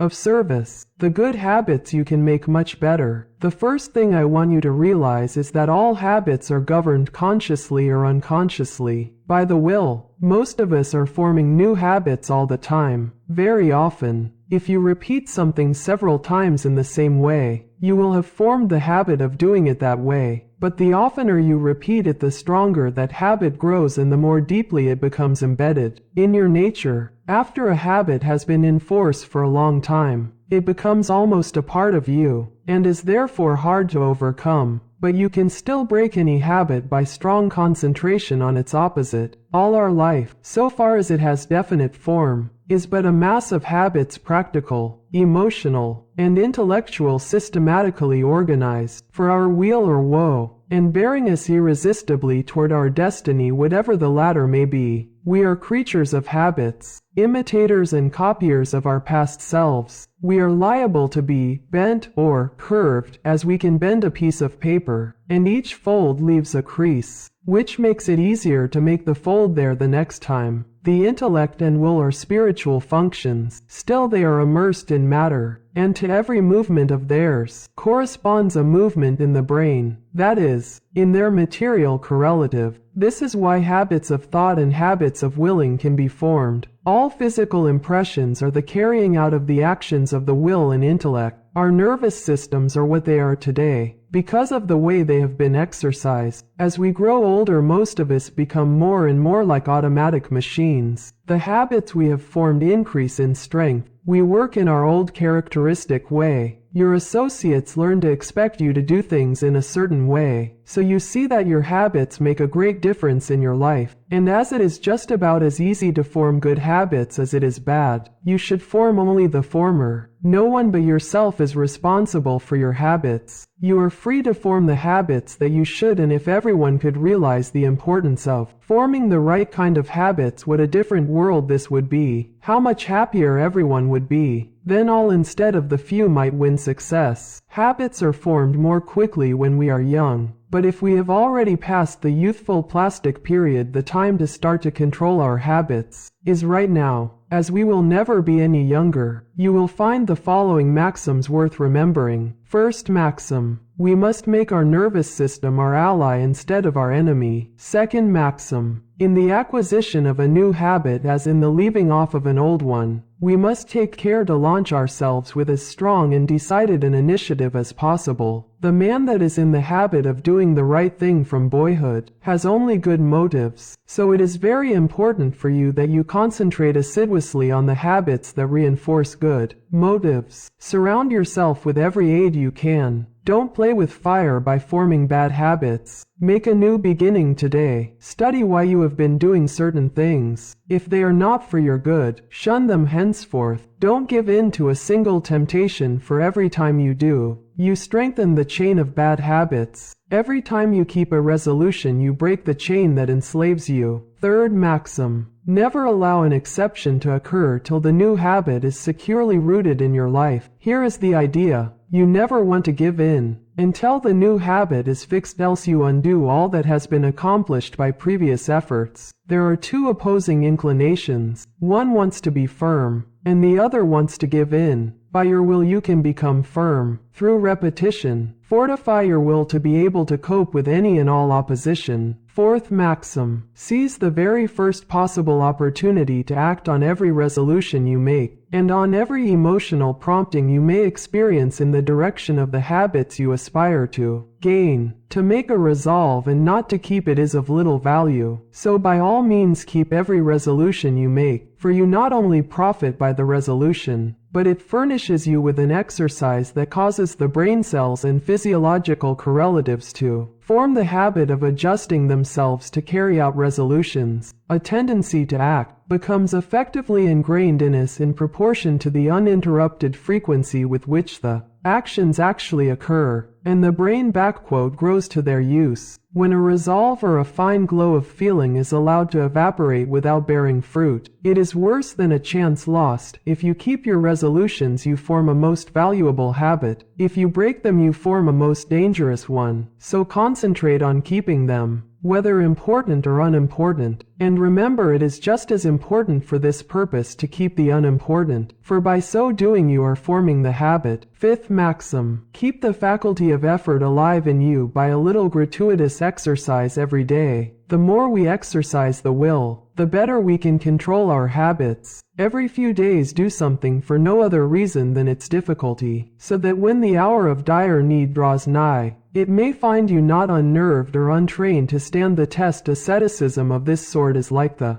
insurance which a man pays on his house and goods. The tax does him no good at the time, and possibly may never bring him a return, but if the fire does come, his having paid it will be his salvation from ruin. So with the man who has daily insured himself to habits of concentrated attention, energetic volation, and self-denial in unnecessary things, he will stand like a tower when everything rocks around him and his softer fellow mortals are winnowed like chaff in the blast. The young should be made to concentrate on their habits and be made to realize that if they don't, they become walking bundles of injurious habits. Youth is the plastic state, and should be utilized in laying the foundation for a glorious future. The great value of habit for good and evil cannot be overestimated. Habit is the deepest law of human nature. No man is stronger than his habits, because his habits either build up his strength or decrease it. Why we are creatures of habits. Habits have often been called a labor-saving invention, because when they are formed they require less of both mental and material strength. The more deeply the habit becomes ingrained, the more automatic it becomes. Therefore, habit is an economizing tendency of our nature, for if it were not for habit we should have to be more watchful. We walk across a crowded street. The habit of stopping and looking prevents us from being hurt. The right kind of habits keeps us from making mistakes and mishaps. It is a well-known fact that a chauffeur is not able to master his machine safely until he has trained his body in a habitual way. When an emergency comes, he instantly knows what to do. Where safety depends on quickness, the operator must work automatically. Habits mean less risk, less fatigue, and greater accuracy. You do not want to become a slave to habits of a trivial nature. For instance, Wagner required a certain costume before he could compose corresponding parts of his operas. Schiller could never write with ease unless there were rotten apples in the drawer of his desk from which he could now and then obtain an odor which seemed to him sweet. Gladstone had different desks for his different activities, so that when he worked on Homer he never sat among habitual accompaniments of his legislative labors. In order to overcome undesirable habits, two things are necessary. You must have trained your will to do what you want it to do, and the stronger the will, the easier it will be to break a habit. Then you must make a resolution to do just the opposite of what the habit is. Therefore, one habit must replace another. If you have a strong will, you can tenaciously and persistently concentrate on removing the bad habit, and in a very short time, the good habit will gain the upper hand. I will bring this chapter to a close by giving Dr. Oppenheim's instructions for overcoming a habit. If you want to abolish a habit, and its accumulated circumstances as well, you must grapple with the matter as earnestly as you would with a physical enemy. You must go into the encounter with all tenacity of determination, with all fierceness of resolve, yea, even with a passion for success that may be called vindictive. No human enemy can be as insidious, so persevering, as unrelenting as an unfavorable habit. It never sleeps. It needs no rest. It is like a parasite that grows with the growth of the supporting body. And, like a parasite, it can best be killed by violent separation and crushing. When life is stormy and all seems against us, that is when we often acquire wrong habits. And it is then that we have to make a gigantic effort to think and speak as we should. And even though we may feel the very reverse at that moment, the tiniest effort will be backed up by a tremendous power and will lift us to a realization never felt before. It is not in the easy, contented moments of our life that we make our greatest progress, for then it requires no special effort to keep in tune. But it is when we are in the midst of trials and misfortunes, when we think we are sinking, being overwhelmed, then it is important for us to realize that we are linked to a great power, and if we live as we should, there is nothing that can occur in life which could permanently injure us. Nothing can happen that should disturb us. So always remember you have within you unlimited power, ready to manifest itself in the form which fills our need at the moment. If, when we have something difficult to solve, we would be silent like the child, we can get the inspiration when it comes. We will know how to act. We will find there is no need to hurry or disturb ourselves, that it is always wiser to wait for guidance from within than to act on impulse from without. Lesson 10. Business results through concentration. A successful business is not usually the result of chance. Neither is a failure the result of luck. Most failures could be determined in advance if the founders had been studied. It is not always possible to start a money-making business at the start. Usually a number of changes have to be made. Plans do not work out as their creators thought they would. They may have to be changed a little. Broadened it may be, here and there. And as you broaden your business, you broaden your power to achieve. You gain an intense and sustained desire to make your business a success. When you start a business, you may have but a vague notion of the way you will conduct it. You must fill in the details as you go along. You must concentrate on these details. As you straighten out one after another, others will require attention. In this way you cover the field of the first endeavor, and new opportunities open up for you. When you realize one desire, another comes. But if you do not fulfill the first desire, you will not the second. The person that does not carry his desires into action is only a dreamer. Desire is a great creative force. If it is pure, intense and sustained, it is our desires that keep stirring us up to action, and they will strengthen and broaden you if you make them materialize. Every man who achieves success deserves it. When he first started out, he did not understand how to solve the problems that afterwards presented themselves. But he did each thing as it came up in the very best way that he could. And this developed his power of doing bigger things. We become masters of business by learning to do well whatever we attempt. The man that has a thorough knowledge of his business can of course direct it much more easily and skillfully than the man who lacks that knowledge. The skilled business director can sit in his private office and still know accurately what is actually being done. He knows what should be done in any given time, and if it is not accomplished, he knows that his employees are not turning out the work that they should. It is then easy to apply the remedy. Business success depends on well-concentrated efforts. You must use every mental force you can master. The more these are used, the more they increase. Therefore, the more you accomplish today, the more force you will have at your disposal with which to solve your problems tomorrow. If you are working for someone else today and wish to start in a business for yourself, think over carefully what you would like to do. Then when you have resolved what you want to do, you will be drawn towards it. There is a law that opens the way to the fulfillment of your desires. Of course, back of your desire, you must put forward the necessary effort to carry out your purpose. You must use your power to put your desires into force. Once they are created and you keep up your determination to have them fulfilled, you both consciously and unconsciously work toward their materialization. Set your heart on your purpose. Concentrate your thought upon it. Direct your efforts with all your intelligence, and in due time you will realize your ambition. Feel yourself a success. Believe you are a success, and thus put yourself in the attitude that demands recognition, and the thought current draws to you what you need to make you a success. Don't be afraid of big undertakings. Go at them with grit, and pursue methods that you think will accomplish your purpose. You may not at first meet with entire success, but aim so high that if you fall a little short you will still have accomplished much. What others have done you can do. You may even do what others have been unable to do. Always keep a strong desire to succeed in your mind. Be in love with your aim and work, and make them, as far as possible, square with the rule of the greatest good to the greatest number, and your life cannot be a failure. The successful business attitude must be cultivated to make the most out of your life. The attitude of expecting great things from both yourself and others. It alone will often cause men to make good, to measure up to the best that is in them. It is not the spasmodic spurts that count on a long journey, but the steady efforts. Spurts fatigue and make it hard for you to continue. Rely on your own opinion. It should be as good as anyone's else. When once you reach a conclusion, abide by it. Let there be no doubt, or wavering in your judgment. If you are uncertain about every decision you make, you will be subject to harassing doubts and fears which will render your judgment of little value. The man that decides according to what he thinks right and who learns from every mistake acquires a well-balanced mind that gets the best results. He gains the confidence of others. He is known as the man that knows what he wants, and not as one that is as changeable as the weather. The man of today wants to do business with the man that he can depend upon. Uncertainties in the business world are meeting with more disfavor. Reliable firms want to do business with men of known qualities, with men of firmness, judgment and reliability. So if you wish to start in business for yourself, your greatest asset, with the single exception of a sound physique, is that of a good reputation. A successful business is not hard to build if we can concentrate all our mental forces upon it.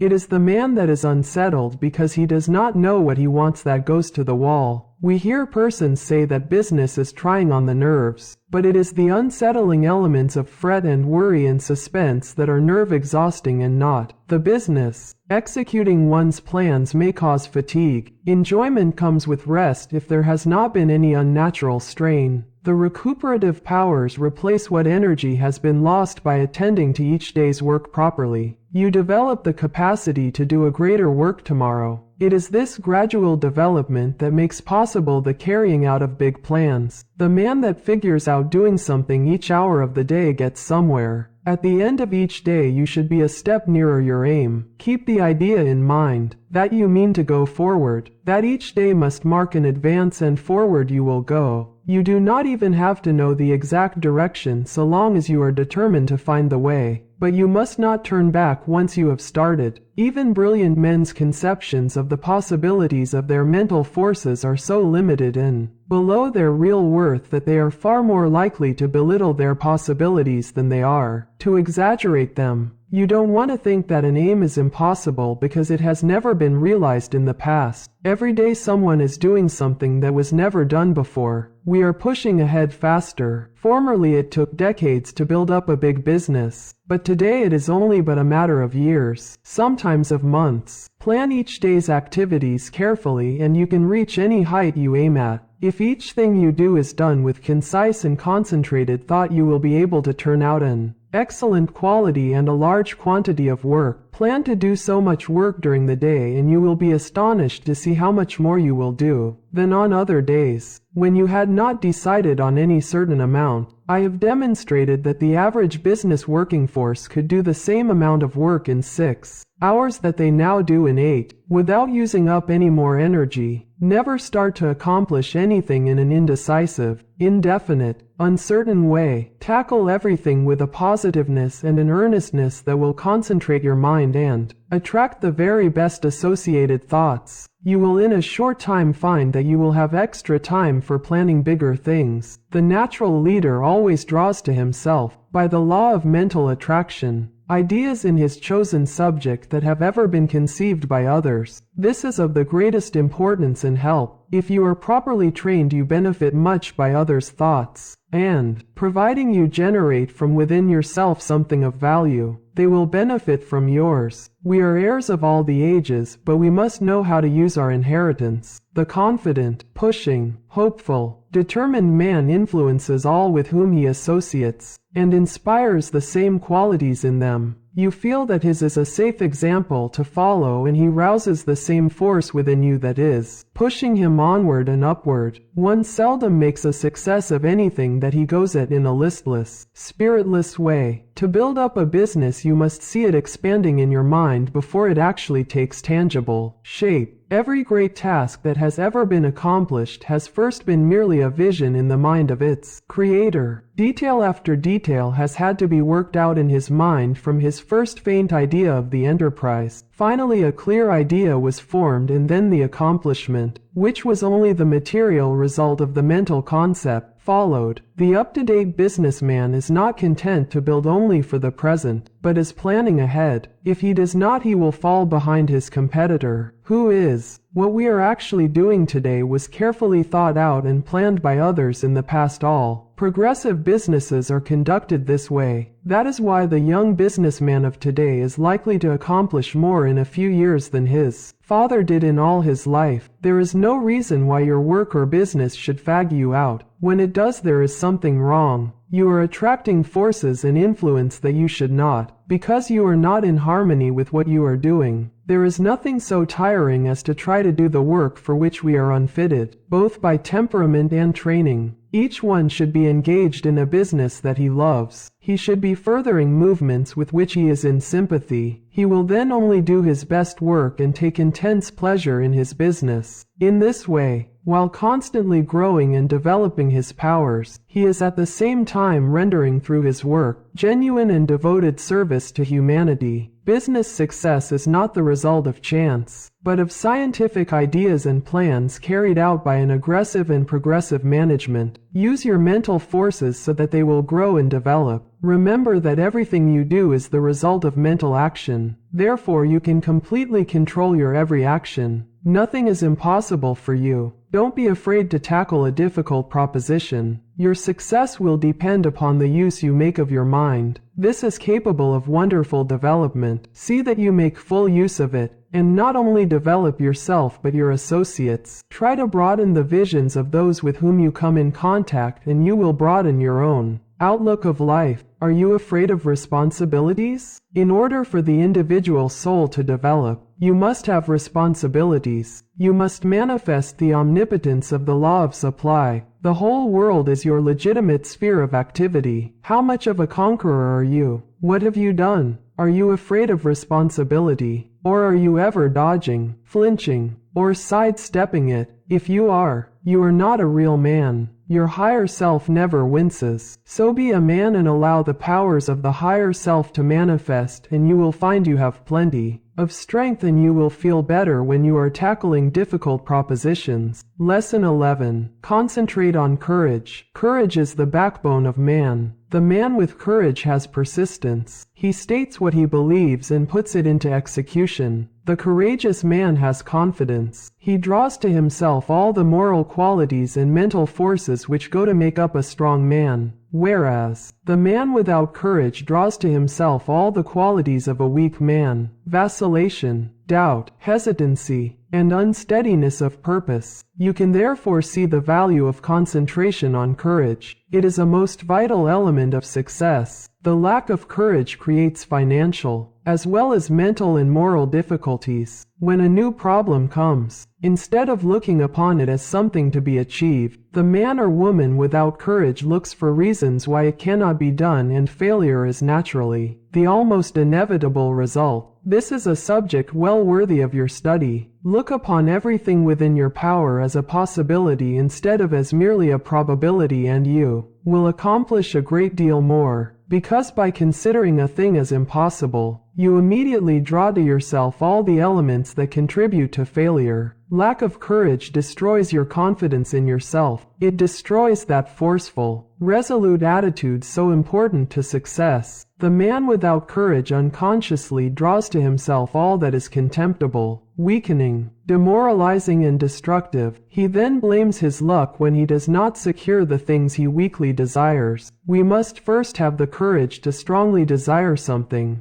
A desire to be fulfilled must be backed by the strength of all our mental forces. Such a desire has enough commanding force to change all unfavorable conditions. The man with courage commands. Whether he is on the battlefield or in business life, what is courage? It is the will to do. It takes no more energy to be courageous than to be cowardly. It is a matter of the right training in the right way. Courage concentrates the mental forces on the task at hand. It then directs them thoughtfully, steadily, deliberately, while attracting all the forces of success toward the desired end. Cowardice, on the other hand, dissipates both our mental and moral forces, thereby inviting failure. As we are creatures of habits, we should avoid persons that lack courage. They are easy to discover because of their habits of fear in attacking new problems. The man with courage is never afraid. Start out today with the idea that there is no reason why you should not be courageous. If any fear thoughts come to you, cast them off as you would the deadly viper. Form the habit of never thinking of anything unfavorable to yourself or anyone else. In dealing with difficulties, new or old, hold ever the thought, I am courageous. Whenever a doubt crosses the threshold of your mind, banish it. Remember, you as master of your mind control its every thought. And here is a good one to often affirm. I have courage because I desire it, because I need it, because I use it, and because I refuse to become such a weakling as cowardice produces. There is no justification for the loss of courage. The evils by which you will almost certainly be overwhelmed without it are far greater than those which courage will help you to meet and overcome. Right, then, must be the moralist who says that the only thing to fear is fear. Never let another's opinion affect you. He cannot tell what you are able to do. He does not know what you can do with your forces. The truth is, you do not know yourself until you put yourself to the test. Therefore, how can someone else know? Never let anyone else put a valuation on you. Almost all wonderful achievements have been accomplished after it had been thoroughly demonstrated that they were impossibilities. Once we understand the law, all things are possible. If they were impossibilities, we could not conceive them. Just the moment you allow someone to influence you against what you think is right, you lose that confidence in yourself that inspires courage and carries with it all the forces which courage creates. Just the moment you begin to swerve in your plan, you begin to carry out another's thought and not your own. You become the directed and not the director. You forsake the courage and resolution of your own mind, and you therefore lack the very forces that you need to sustain and carry out your work. Instead of being self-reliant, you become timid, and this invites failure. When you permit yourself to be influenced from your plan by another, you are unable to judge as you should, because you have allowed another's influence to deprive you of your courage and determination, without absorbing any of his in return. So you are in much the same predicament as you would be in if you turned over all your worldly possessions to another without getting value received. Concentrate on just the opposite of fear, want, poverty, sickness, etc. Never doubt your own ability. You have plenty, if you will just use it. A great many men are failures because they doubt their own capacity. Instead of building up strong mental forces which would be of the greatest use to them, their fear thoughts tear them down. Fear paralyzes energy. It keeps us from attracting the forces that go to make up success. Fear is the worst enemy we have. There are few people that really know that they can accomplish much. They desire the full extent of their powers, but alas, it is only occasionally that you find a man that is aware of the great possibilities within him. When you believe with all your mind and heart and soul that you can do something, you thereby develop the courage to steadily and confidently live up to that belief. You have now gone a long way towards accomplishing it. The chances are that there will be obstacles, big and little, in your way, but resolute courage will overcome them and nothing else will. Strong courage eliminates the injurious and opposing forces by summoning their masters, the yet stronger forces that will serve you. Courage is yours for the asking. All you have to do is to believe in it, claim it and use it. To succeed in business, believe that it will be successful. Assert that it is successful. and work like a beaver to make it so. Difficulties soon melt away before the courageous. One man of courage can fire with his spirit a whole army of men, whether it be military or industrial, because courage, like cowardice, is contagious. The man of courage overcomes the trials and temptations of life. He commands success. He renders sound judgment. He develops personal influence and a forceful character and often becomes the mentor of the community which he serves. How to overcome depression and melancholia. Both of the former are harmful and make you unhappy. These are states that can be quickly overcome through concentrating more closely on the higher self, for when you do, you cut off the connection with the harmful force currents. You can also drive away moods by simply choosing and fully concentrating on an agreeable subject. Through willpower and thought control, we can accomplish anything we want to do. There is wonderful inherent power within us all, and there is never any sufficient cause for fear, except ignorance. Every evil is but the product of ignorance, and everyone that possesses the power to think has the power to overcome ignorance and evil. The pain that we suffer from doing evil are but the lessons of experience, and the object of the pain is to make us realize our ignorance. When we become depressed, it is evidence that our thought faculties are combining improperly and thereby attracting the wrong force currents. All that it is necessary to do is to exercise the will and concentrate upon happy subjects. I will only think of subjects worthy of my higher self and its powers. Lesson 12. Concentrate on wealth. It was never intended that man should be poor. When wealth is obtained under the proper conditions, it broadens the life. Everything has its value. Everything has a good use and a bad use. The forces of mind, like wealth, can be directed either for good or evil. A little rest will recreate forces. Too much rest degenerates into laziness and brainless, dreamy longings. If you acquire wealth unjustly from others, you are misusing your forces. But if your wealth comes through the right sources, you will be blessed. Through wealth we can do things to uplift ourselves and humanity. Wealth is many persons' goal. It therefore stimulates their endeavor. They long for it in order to dress and live in such a way as to attract friends. Without friends they would not be so particular of their surroundings. The fact is, the more attractive we make ourselves and our surroundings, the more inspiring are their influences. It is not conducive to proper thought to be surrounded by conditions that are uncongenial and unpleasant. So the first step toward acquiring wealth is to surround yourself with helpful influences, to claim for yourself an environment of culture. Place yourself in it and be molded by its influences. Most great men of all ages have been comparatively rich. They have made or inherited money. Without money they could not have accomplished what they did. The man engaged in physical drudgery is not likely to have the same high ideals as the man that can command comparative leisure. Wealth is usually the fruit of achievement. It is not, however, altogether the result of being industrious. Thousands of persons work hard who never grow wealthy. Others with much less effort acquire wealth. Seeing possibilities is another step toward acquiring wealth. A man may be as industrious as he can possibly be, but if he does not use his mental forces, he will be a laborer, to be directed by the man that uses to good advantage his mental forces. No one can become wealthy in an ordinary lifetime by mere savings from earnings. Many scrimp and economize all their lives, but by so doing waste all their vitality and energy. For example, I know a man that used to walk to work. It took him an hour to go and an hour to return. He could have taken a car and gone in 20 minutes. He saved 10 cents a day but wasted an hour and a half. It was not a very profitable investment unless the time spent in physical exercise yielded him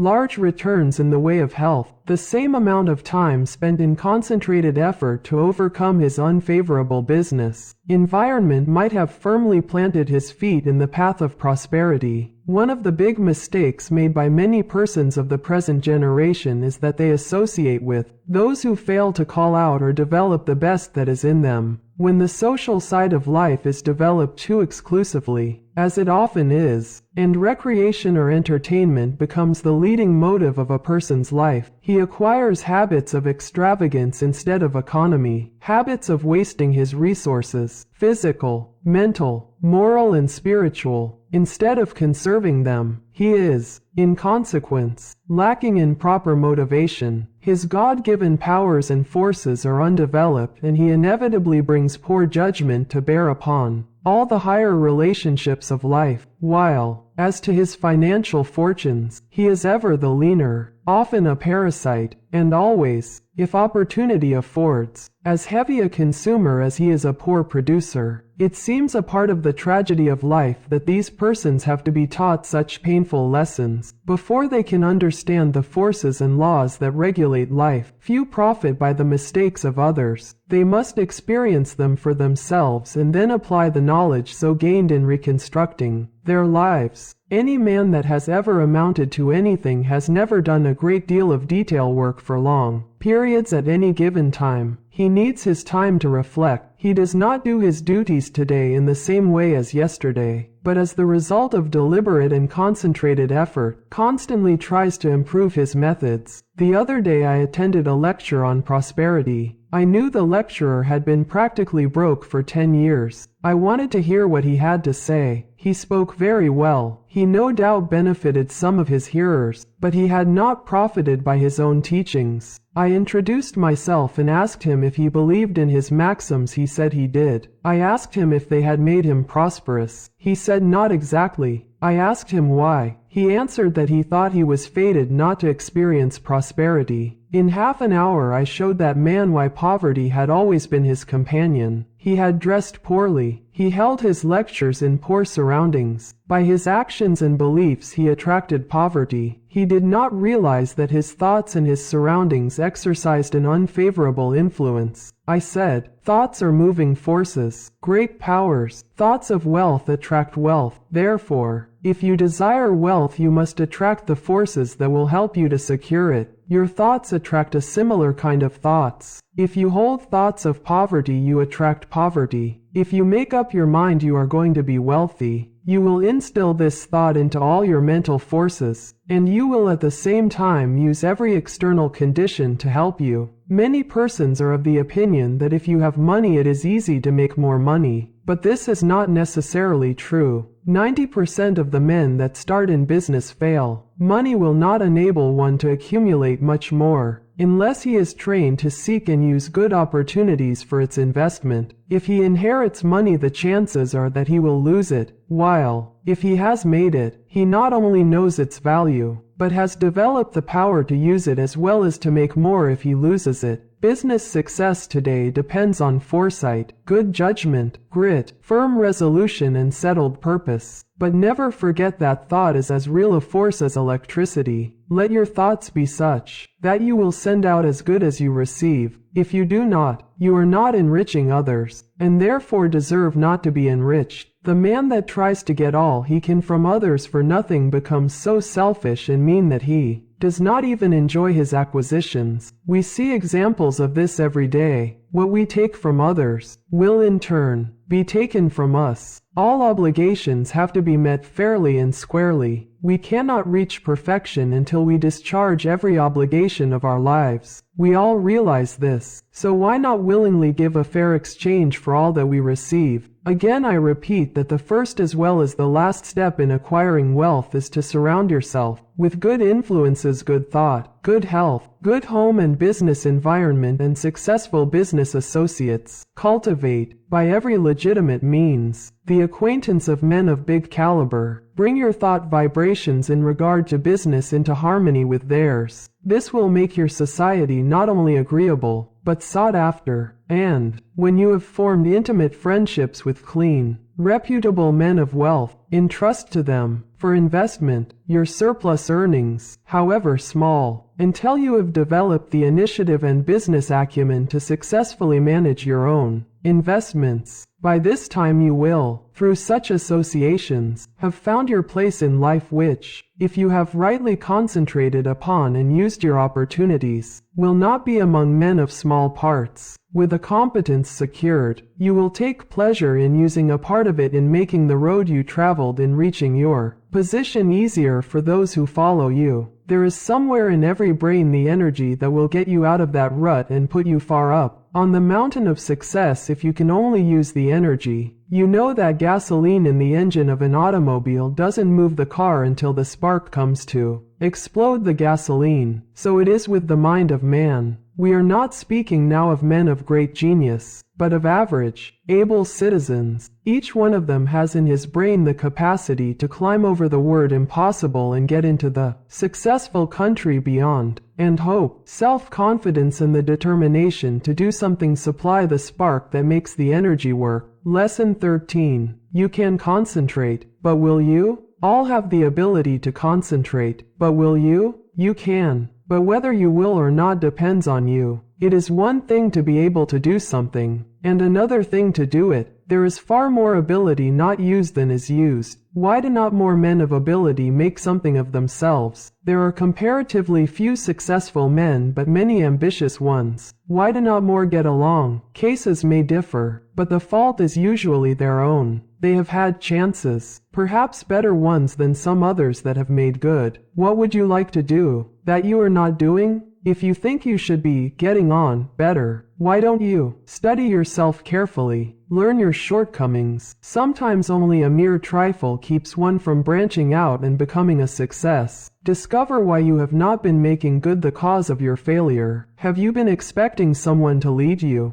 or to make a way for you? If you have, concentrate on a new line of thought. There are two things absolutely necessary for success: energy and the will to succeed. Nothing can take the place of either of these. Most of us will not have an easy path to follow, so don't expect to find one. The hard knocks develop our courage and moral stamina. The persons that live in an indolent and slipshod way never have any. They have never faced conditions and therefore don't know how. The world is no better for their living. We must make favorable conditions and not expect them to shape themselves. It is not the man that says, "It can't be done," but the man that goes ahead in spite of adverse advice, and shows that it can be done, that gets there. Today, "The Lord helps those that help themselves," is a true saying. We climb the road to success by overcoming obstacles. Stumbling blocks are but stepping stones for the man that says, "I can and I will." When we see cripples, the deaf and dumb, the blind and those with other handicaps amounting to something in the world, the able-bodied man should feel ashamed of himself if he does not make good. There is nothing that can resist the force of perseverance. The way ahead of all of us is not clear sailing, but all hard passages can be bridged, if you just think they can and concentrate on how to do it. But if you think the obstacles are unsurmountable, you will not of course try, and even if you do, it will be in only a half-hearted way, a way that accomplishes nothing.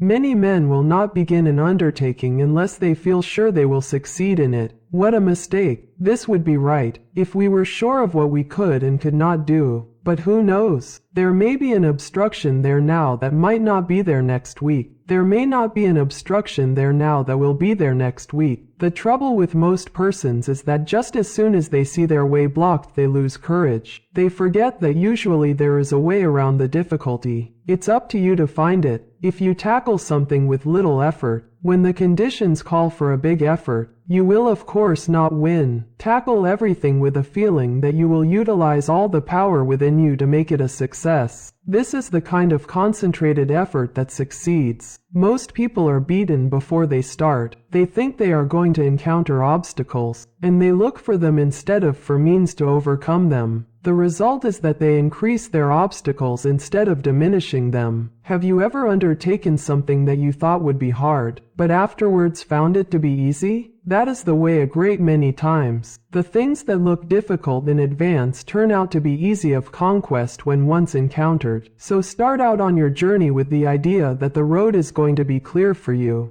and that if it is not, you will clear the way. All men that have amounted to anything have cleared their way, and they did not have the assistance that you will have today. The one great keynote of success is to do whatever you have decided on. Don't be turned from your path, but resolve that you are going to accomplish what you set out to do. Don't be frightened at a few rebuffs, for they cannot stop the man that is determined, the man that knows in his heart that success is only bought by tremendous resolution, by concentrated and wholehearted effort. He who has a firm will, says Goethe, molds the world to himself. People do not lack strength, says Victor Hugo. They lack will. It is not so much skill that wins victories as it is activity and great determination. There is no such thing as failure for the man that does his best, no matter what you may be working at the present time. Don't let this make you lose courage. The tides are continually changing, and tomorrow or some other day they will turn to your advantage if you are a willing and are an ambitious worker. There is nothing that develops you and increases your courage like work. If it were not for work, how monotonous life would at last become. So I say to the man that wants to advance, don't look upon your present position as your permanent one. Keep your eyes open, and add those qualities to your makeup that will assist you when your opportunity comes. Be ever alert and on the watch for opportunities. Remember, we attract what we set our minds on. If we look for opportunities, we find them. If you are the man you should be, someone is looking for you to fill a responsible position. So when he finds you, don't let your attention wander. Give it all to him. Show that you can concentrate your powers, that you have the makeup of a real man. Show no signs of fear, uncertainty, or doubt. The man that is sure of himself is bound to get to the front. No circumstances can prevent him. Lesson 14. The art of concentrating by means of practical exercises. Select some thought, and see how long you can hold your mind on it.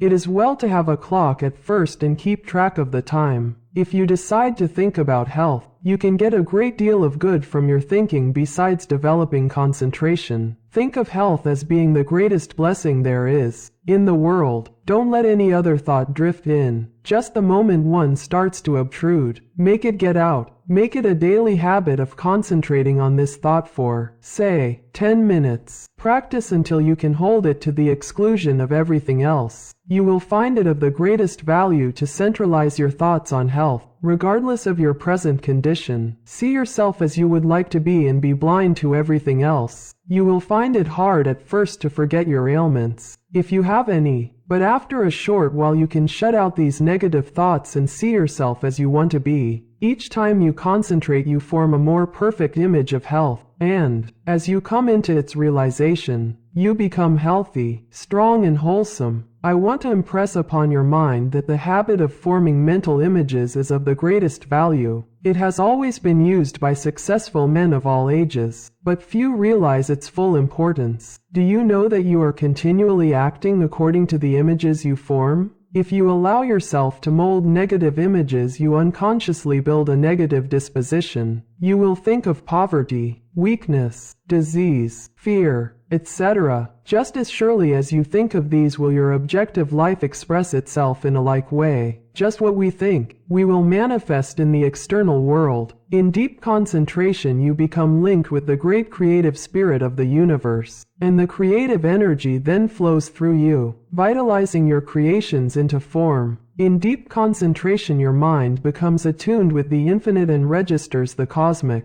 intelligence and receives its messages. You become so full of the cosmic energy that you are literally flooded with divine power. This is a most desired state. It is then we realize the advantages of being connected with the supra-consciousness. The supra-consciousness registers the higher cosmic vibrations. It is often referred to as the wireless station, the message recorded coming from the universal mind. There are very few that reach this stage of concentration. Very few even know that it is possible. They think concentration means limitation to one subject. But this deeper concentration that brings us into harmony with the infinite is that which produces and maintains health. When you have once come in contact with your supraconsciousness, you become the controller of your human thoughts. That which comes to you is higher than human thoughts. It is often spoken of as cosmic consciousness. Once it is experienced, it is never forgotten. Naturally, it requires a good deal of training to reach this state, but once you do, it becomes easier each time to do, and in the course of time you can become possessed of power which was unknown to you before. You are able to direct the expression of almost infinite power while in this deeper state of concentration. Exercises in concentration. The rays of the sun, when focused upon an object by means of a sunglass, produce a heat many times greater than the scattered rays of the same source of light and heat. This is true of attention. Scatter it and you get but ordinary results, but center it upon one thing and you secure much better results. When you focus your attention upon an object, your every action, voluntary and involuntary, is in the direction of attaining that object. If you will focus your energies upon a thing to the exclusion of everything else, you generate the force that can bring you what you want. When you focus your thought, you increase its strength. The exercises that follow are tedious and monotonous, but useful. If you will persist in them, you will find they are very valuable, as they increase your powers of concentration. Before proceeding with the exercises, I will answer a question that just comes to me. This person says after he works all day he is too tired to practice any exercise. But this is not true. We will say he comes home all tired out, eats his supper and sits down to rest. If his work has been mental, the thought which has been occupying his mind returns to him, and this prevents him from securing the rest he needs. It is an admitted fact that certain thoughts call into operation a certain set of brain cells. The other cells, of course, are not busy at that time and are rested. Now if you take up something that is just different from what you have been doing during the day, you will use the cells that have not done anything and give those that have had work to do a rest. So you should regulate the evenings that you have and call forth an entirely different line of thought so as not to use the cells which you have tired out during the day. If you will center your attention on a new thought, you relieve the old cells from vibrating with excitement and they get their needed rest. The other cells that have been idle all day want to work, and you will find you can enjoy your evenings while securing needed rest. When once you have learned to master your thoughts, you will be able to change them just as easily as you change your clothes. Remember, the real requisite of centering is to be able to shut out outside thoughts, anything foreign to the subject. Now, in order to control your intention, first gain control over the body. This must be brought under direct control of the mind under the control of the will. Your will is strong enough to do anything you wish, but you must realize that it is. The mind can be greatly strengthened by being brought under the direct influence of the will. When the mind is properly strengthened by the impulse of the will, it becomes a more powerful transmitter of thought, because it has more force. The best time to concentrate is after reading something that is inspiring, as you are then mentally and spiritually exalted in the desired realm. Then is the time you are ready for deep concentration. If you are in your room, first see that your windows are up and the air is good. Lie down flat on your bed without a pillow. See that every muscle is relaxed. Now breathe slowly, filling the lungs comfortably full of fresh air. Hold this as long as you can without straining yourself. Then exhale slowly. Exhale in an easy, rhythmic way. Breathe this way for 5 minutes, letting the divine breath flow through you, which will cleanse and rejuvenate every cell of brain and body. You are then ready to proceed. Now think how quiet and relaxed you are. You can become enthusiastic over your condition. Just think of yourself as getting ready to receive knowledge that is far greater than you have ever received before. Now relax and let the Spirit work in and through you and assist you to accomplish what you wish. Don't let any doubts or fears enter. Just feel that what you wish is going to manifest. Just feel it already has. In reality it has. For just the minute you wish a thing to be done, it manifests in the thought world. Whenever you concentrate, just believe it is a success. Keep up this feeling and allow nothing to interfere, and you will soon find you have become the master of concentration. You will find that this practice will be of wonderful value to you,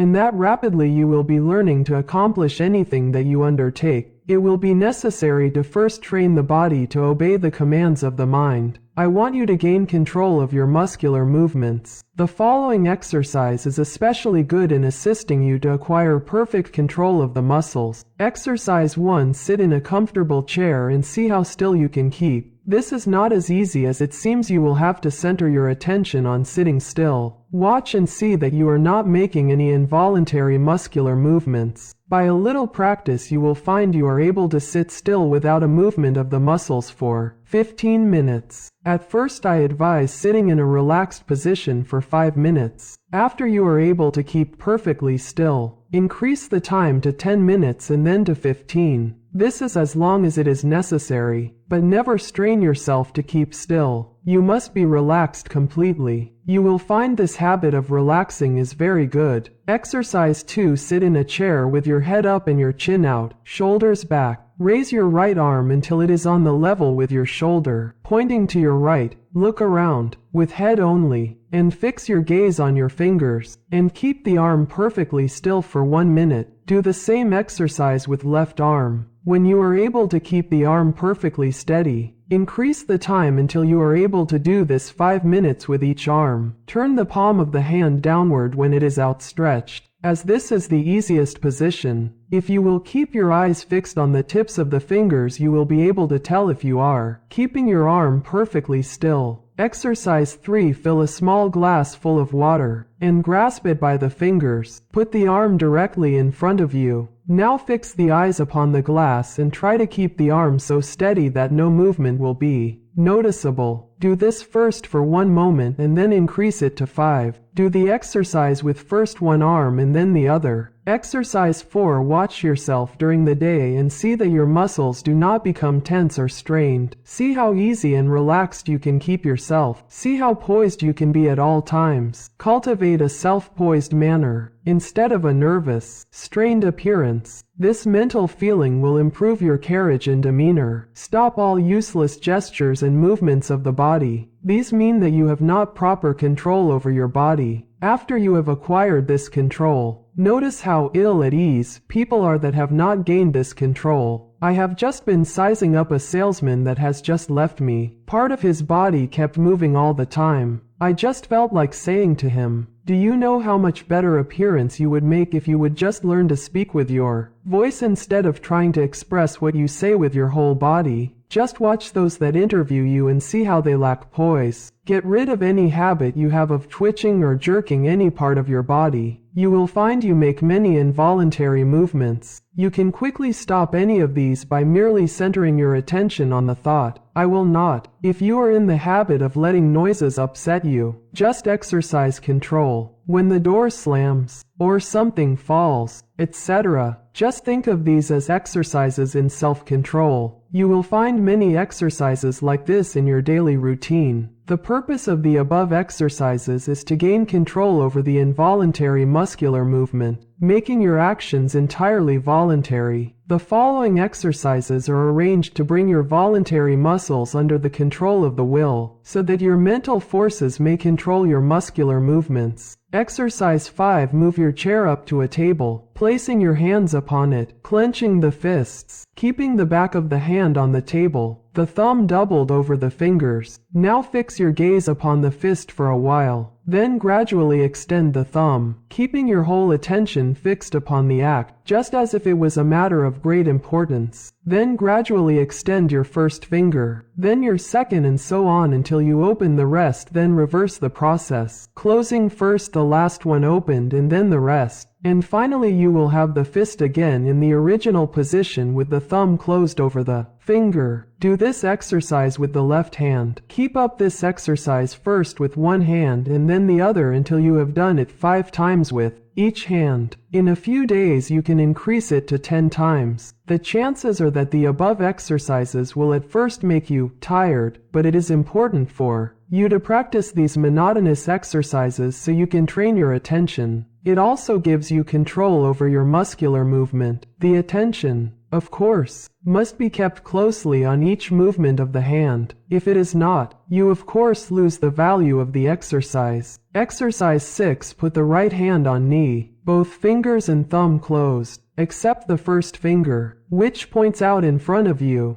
Then move the finger slowly from side to side, keeping the attention fixed upon the end of the finger. You can make up a variety of exercises like these. It is good training to plan out different ones. The main point you should keep in mind is that the exercise should be simple and that the attention should be firmly fixed upon the moving part of the body. You will find your attention will not want to be controlled and will try to drift to something more interesting. This is just where these exercises are of value, and you must control your attention and see it is held in the right place and does not wander away. You may think these exercises very simple and of no value, but I promise you in a short time you will notice that you have a much better control over your muscular movements, carriage and demeanor, and you will find that you have greatly improved your power of attention, and can center your thoughts on what you do, which of course will be very valuable, no matter what you may be doing. Imagine that it is your chief object in life. Imagine you are not interested in anything else in the world but what you are doing. Do not let your attention get away from the work you are at. Your attention will no doubt be rebellious, but control it and do not let it control you. When once you conquer the rebellious attention, you have achieved a greater victory than you can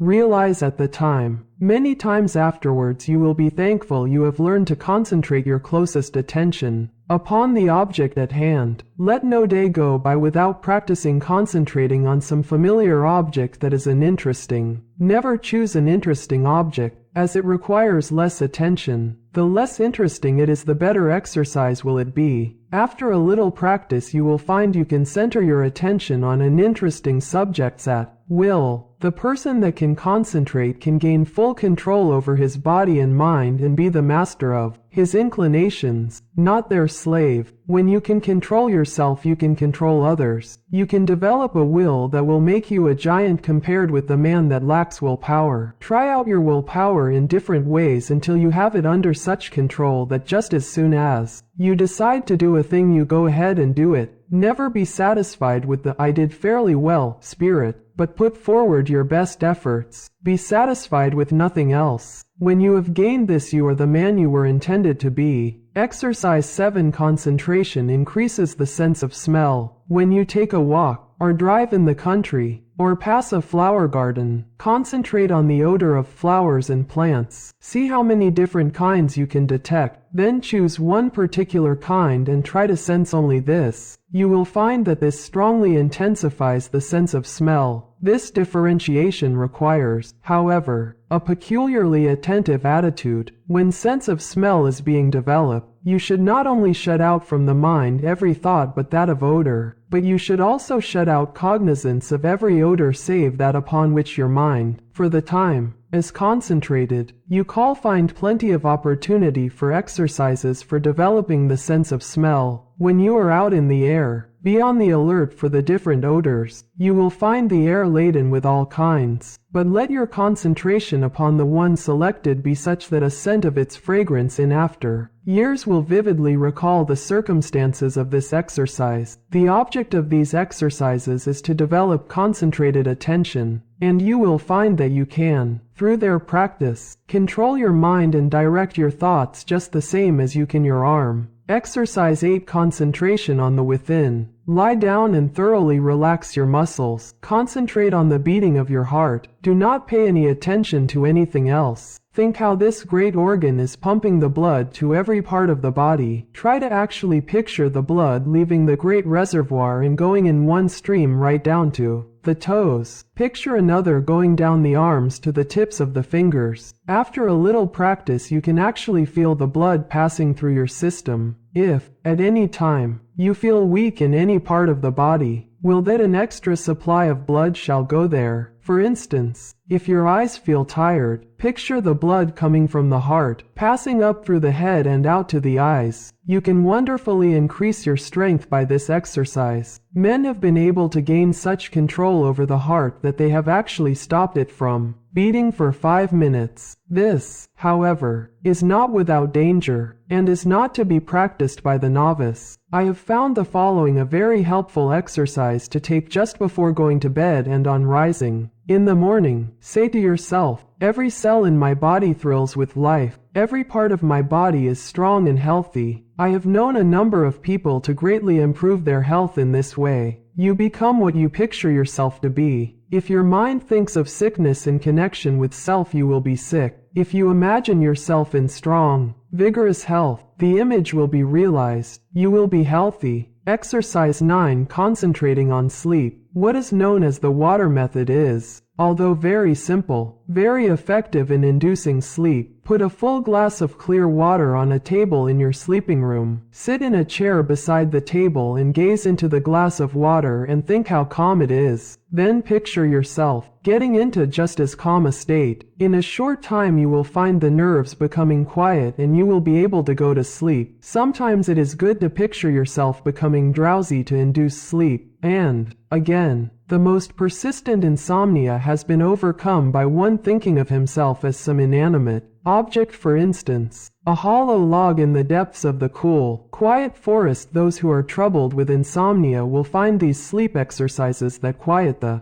nerves very effective. Just keep the idea in your mind that there is no difficulty in going to sleep. Banish all fear of insomnia. Practice these exercises and you will sleep. By this time you should have awakened to the possibilities of concentration and have become aware of the important part it plays in your life. Exercise 10. Concentration will save energy and appearance. Watch yourself and see if you are not in the habit of moving your hands, thumping something with your fingers or twirling your mustache. Some have the habit of keeping their feet going, as, for instance, tapping them on the floor. Practice standing before a mirror and see if you are in the habit of frowning or causing wrinkles to appear in the forehead. Watch others and see how they needlessly twist their faces in talking. Any movement of the face that causes the skin to wrinkle will eventually cause a permanent wrinkle. As the face is like a piece of silk, you can make a fold in it a number of times and it will straighten out of itself. But, if you continue to make a fold in it, it will in time be impossible to remove it. By concentration you can stop the worry habit. If you are in the habit of worrying over the merest trifles, just concentrate on this a few minutes and see how needless it is. If you are also in the habit of becoming irritable or nervous at the least little thing, check yourself instantly when you feel yourself becoming so. Start to breathe deeply. Say, I will not be so weak. I am master of myself, and you will quickly overcome your condition. Exercise 11. By concentration you can control your temper. If you are one of those that flare up at the slightest provocation and never try to control yourself, just think this over a minute. Does it do you any good? Do you gain anything by it? Doesn't it put you out of poise for some time?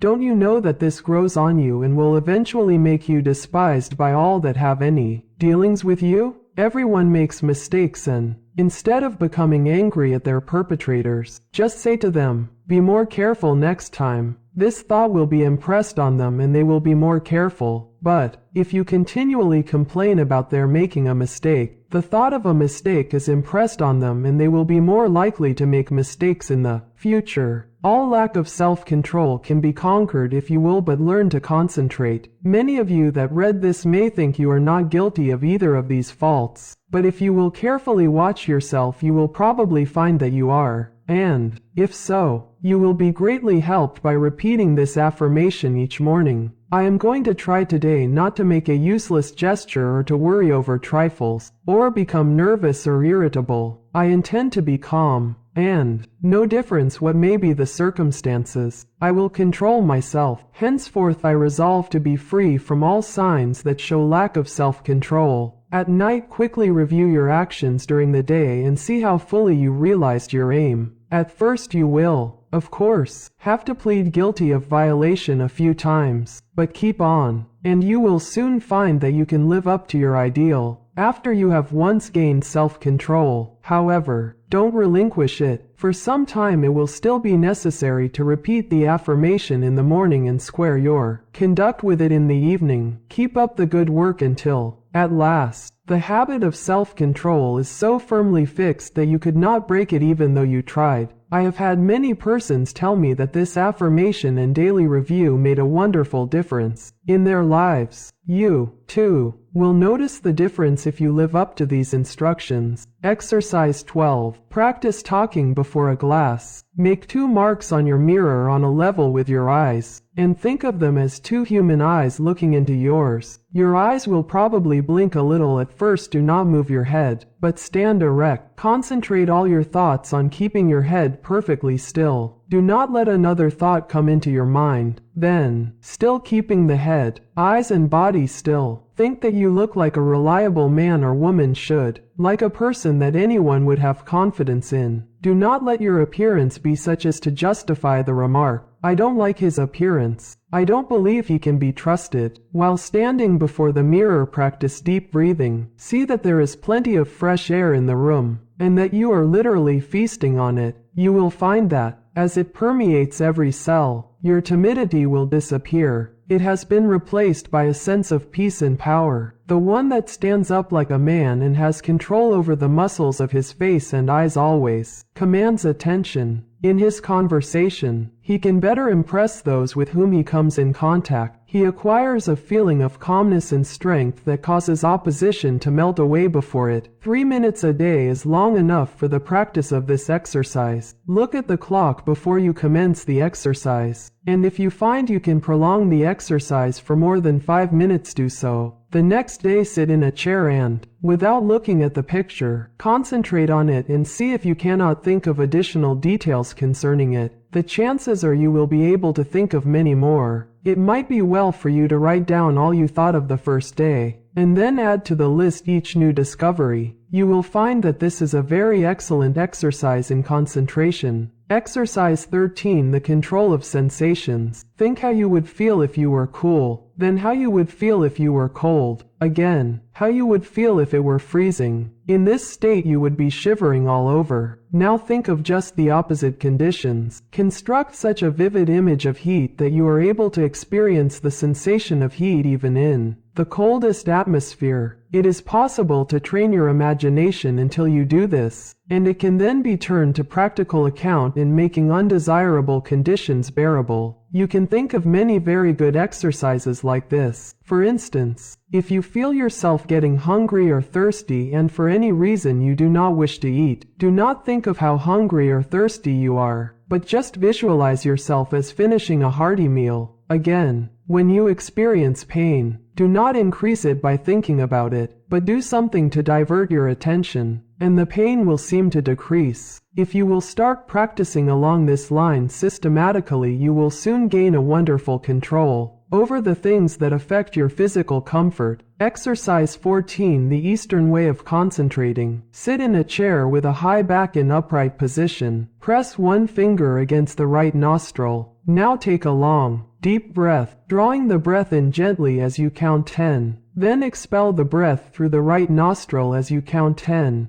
Repeat this exercise with the opposite nostril. This exercise should be done at least 20 times at each sitting. Exercise 15. Controlling desires. Desire, which is one of the hardest forces to control, will furnish you with excellent exercises in concentration. It seems natural to want to tell others what you know, but, by learning to control these desires, you can wonderfully strengthen your powers of concentration. Remember, you have all you can do to attend to your own business. Do not waste your time in thinking of others or in gossiping about them. If, from your own observation, you learn something about another person that is detrimental, keep it to yourself. Your opinion may afterwards turn out to be wrong anyway, but whether right or wrong, you have strengthened your will by controlling your desire to communicate your views. If you hear good news, resist the desire to tell it to the first person you meet, and you will be benefited thereby. It will require the concentration of all your powers of resistance to prohibit the desire to tell. After you feel that you have complete control over your desires, you can then tell your news. but you must be able to suppress the desire to communicate the news until you are fully ready to tell it. Persons that do not possess this power of control over desires are apt to tell things that they should not, thereby often involving both themselves and others in needless trouble. If you are in the habit of getting excited when you hear unpleasant news, just control yourself and receive it without any exclamation of surprise. Say to yourself, "Nothing is going to cause me to lose my self-control." You will find from experience that this self-control will be worth much to you in business. You will be looked upon as a cool-headed businessman, and this in time becomes a valuable business asset. Of course, circumstances alter cases. At times it is necessary to become enthused, but be ever on the lookout for opportunities for the practice of self-control. He that ruleth his spirit is greater than he that ruleth a city. Exercise 16. When you read, no one can think without first concentrating his thoughts on the subject in hand. Every man and woman should train himself to think clearly. An excellent exercise is to read some short story and then write just an abridged statement. Read an article in a newspaper, and see in how few words you can express it. Reading an article to get only the essentials requires the closest concentration. If you are unable to write out what you read, you will know you are weak in concentration. Instead of writing it out, you can express it orally if you wish. Go to your room and deliver it as if you were talking to someone. You will find exercises like this of the greatest value in developing concentration and learning to think. After you have practiced a number of these simple exercises, read a book for 20 minutes and then write down what you have read. The chances are that at first you will not remember very many details, but with a little practice you will be able to write a very good account of what you have read. The closer the concentration, the more accurate the account will be. It is a good idea when time is limited to read only a short sentence and then try to write it down, word for word. When you are able to do this, read 2 or more sentences and treat similarly. The practice will produce very good results if you keep it up until the habit is fixed. If you will just utilize your spare time in practicing exercises like those suggested, you can gain wonderful powers of concentration. You will find that in order to remember every word in a sentence, you must keep out every thought but that which you wish to remember, and this power of inhibition alone will more than compensate for the trouble of the exercise. Of course, success in all of the above depends largely upon cultivating, through the closest concentration, the power to image or picture what you read, upon the power, as one writer expresses it, of letting the mountains of which we hear loom before us and the rivers of which we read roll at our feet. Exercise 17. Concentration overcomes bad habits. If you have a habit that you want to get rid of, shut your eyes and imagine that your real self is standing before you. Now try the power of affirmation. Say to yourself, "You are not a weakling. You can stop this habit if you want to. This habit is bad and you want to break it." Just imagine that you are someone else giving this advice. This is very valuable practice. You, in time, see yourself as others see you. The habit loses its power over you and you are free. If you will just form the mental image of controlling yourself as another person might, you will take a delight in breaking bad habits. I have known a number of men to break themselves of drinking in this way. Exercise 18. Watch concentration. Sit in a chair and place a clock with a second hand on the table. Follow the second hand with your eyes as it goes around. Keep this up for 5 minutes, thinking of nothing else but the second hand. This is a very good exercise when you only have a few minutes to spare. If you are able to keep every other thought in the stream of consciousness subordinate to it, as there is little that is particularly interesting about the second hand, it is hard to do this, but in the extra effort of willpower required to make it successful lies its value. Always try to keep as still as possible during these exercises. In this way you can gain control over nerves, and this quieting effect is very good for them. Exercise 19. Faith concentration. A belief in the power to concentrate is of course very important. I purposely did not put this exercise in the beginning where it naturally belongs because I wanted you to know that you could learn to concentrate. If you have practiced the above exercises, you have now developed this concentration power to a considerable extent, and therefore you have faith in the power of concentration. but you can still become a much stronger believer in it. We will say that you have some desire or wish you want fulfilled, or that you need some special advice. You first clearly picture what is wanted and then you concentrate on getting it. Have absolute faith that your desires will be realized. Believe that it will, according to your belief, be fulfilled. Never, at this time, attempt to analyze the belief. You don't care anything about the whys and wherefores. You want to gain the thing you desire, and if you concentrate on it in the right way you will get it. A caution: never think you will not succeed, but picture what is wanted as already yours, and yours it surely will be. Self-distrust: do you ever feel distrust in yourself? If you do, just ask yourself, which self do I mistrust? Then say, my higher self cannot be affected. Then think of the wonderful powers of the higher self. There is a way to overcome all difficulties, and it is a delight for the human soul to do so. Instead of wasting precious thought force by dreading or fearing a disagreeable interview or event, instead devote the time and concentrated thought in how to make the best of the interview or event, and you will find that it will not be as unpleasant as you thought it would be. Most of our troubles are but imaginary, and it is the mental habit of so dreading them that really acts as a magnet in attracting those that really do come.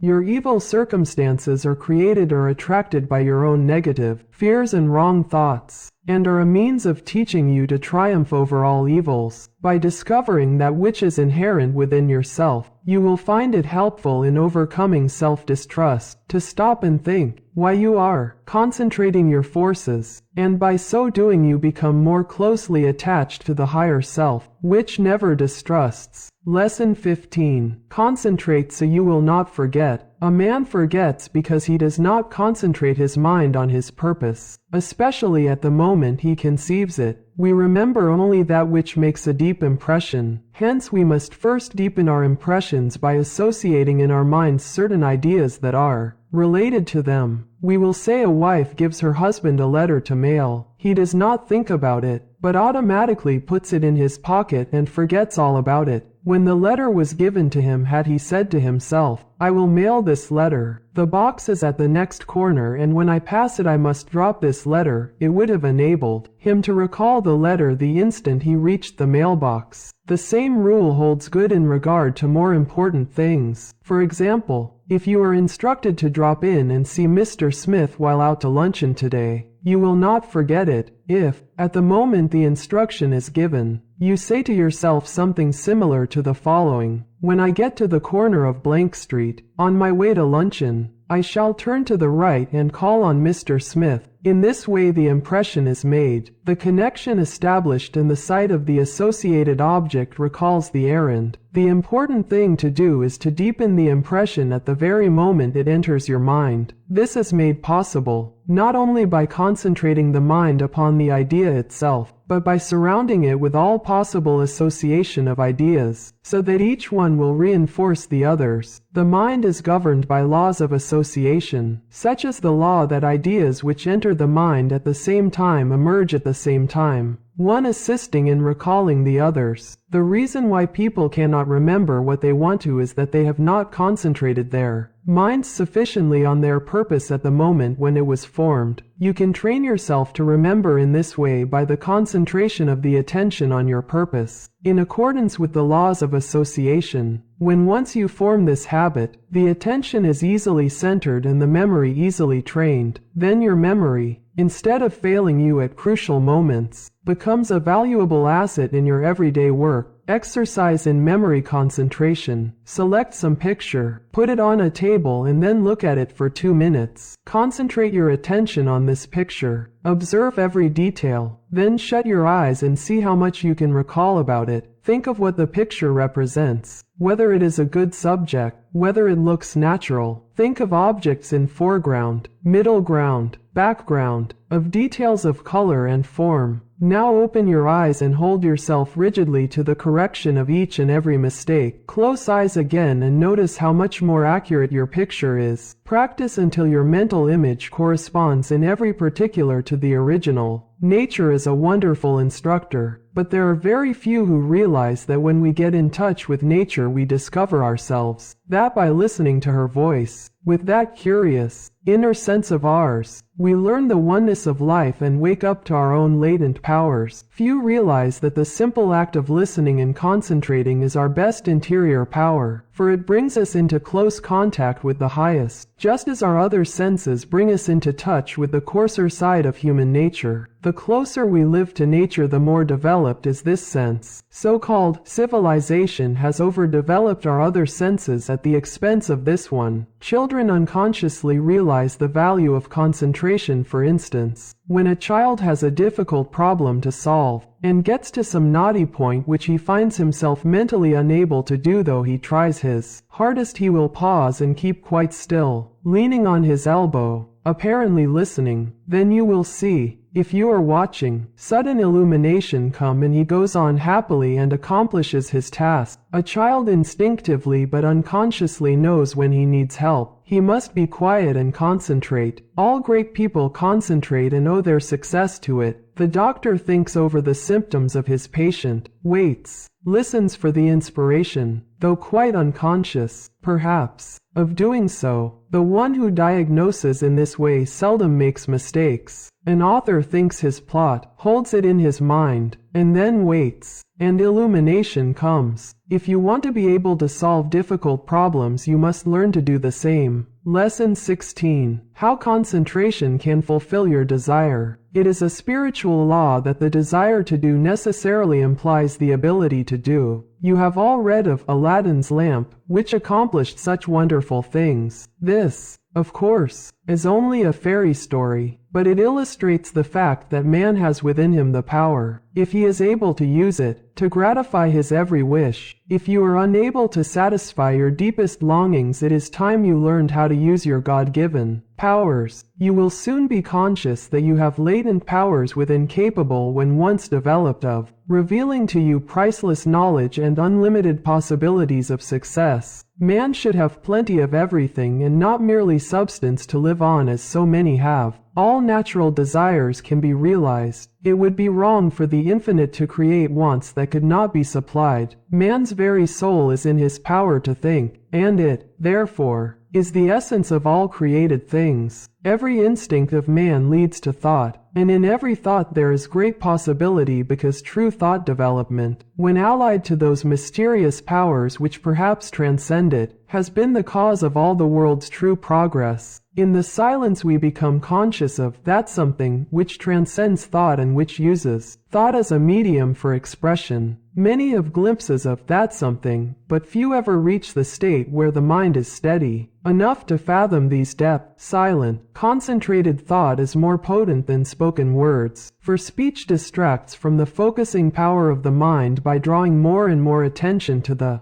without. Man must learn more and more to depend on himself, to seek more for the infinite within. It is from this source alone that he ever gains the power to solve his practical difficulties. No one should give up when there is always the resources of infinity. The cause of failure is that men search in the wrong direction for success, because they are not conscious of their real powers that when used are capable of guiding them. The infinite within is foreign to those persons who go through life without developing their spiritual powers, but the infinite helps only he who helps himself. There is no such thing as a special providence. Man will not receive help from the infinite except to the extent that he believes and hopes and prays for help from this great source. Concentrate on what you want and get it. The weakling is controlled by conditions. The strong man controls conditions. You can be either the conqueror or the conquered. By the law of concentration you can achieve your heart's desire. This law is so powerful that that which at first seems impossible becomes attainable. By this law what you at first see as a dream becomes a reality. remember that the first step in concentration is to form a mental image of what you wish to accomplish. This image becomes a thought seed that attracts thoughts of a similar nature. Around this thought, when it is once planted in the imagination or creative region of the mind, you group or build associated thoughts which continue to grow as long as your desire is keen enough to compel close concentration. Form the habit of thinking of something you wish to accomplish for 5 minutes each day. Shut every other thought out of consciousness. Be confident that you will succeed. Make up your mind that all obstacles that are in your way will be overcome and you can rise above any environment. You do this by utilizing the natural laws of the thought world, which are all powerful. A great aid in the development of concentration is to write out your thoughts on that which lies nearest your heart and to continue, little by little, to add to it until you have as nearly as possible exhausted the subject. You will find that each day as you focus your forces on this thought at the center of the stream of consciousness, new plans, ideas and methods will flash into your mind. There is a law of attraction that will help you accomplish your purpose. An advertiser, for instance, gets to thinking along a certain line. He has formed his own ideas, but he wants to know what others think. He starts out to seek ideas and he soon finds plenty of books, plans, designs, etc. on the subject, although when he started he was not aware of their existence. The same thing is true in all lines. We can attract those things that will help us. Very often we seem to receive help in a miraculous way. It may be slow in coming, but once the silent unseen forces are put into operation, they will bring results so long as we do our part. They are ever present and ready to aid those who care to use them. By forming a strong mental image of your desire, you plant the thought seed which begins working in your interest and,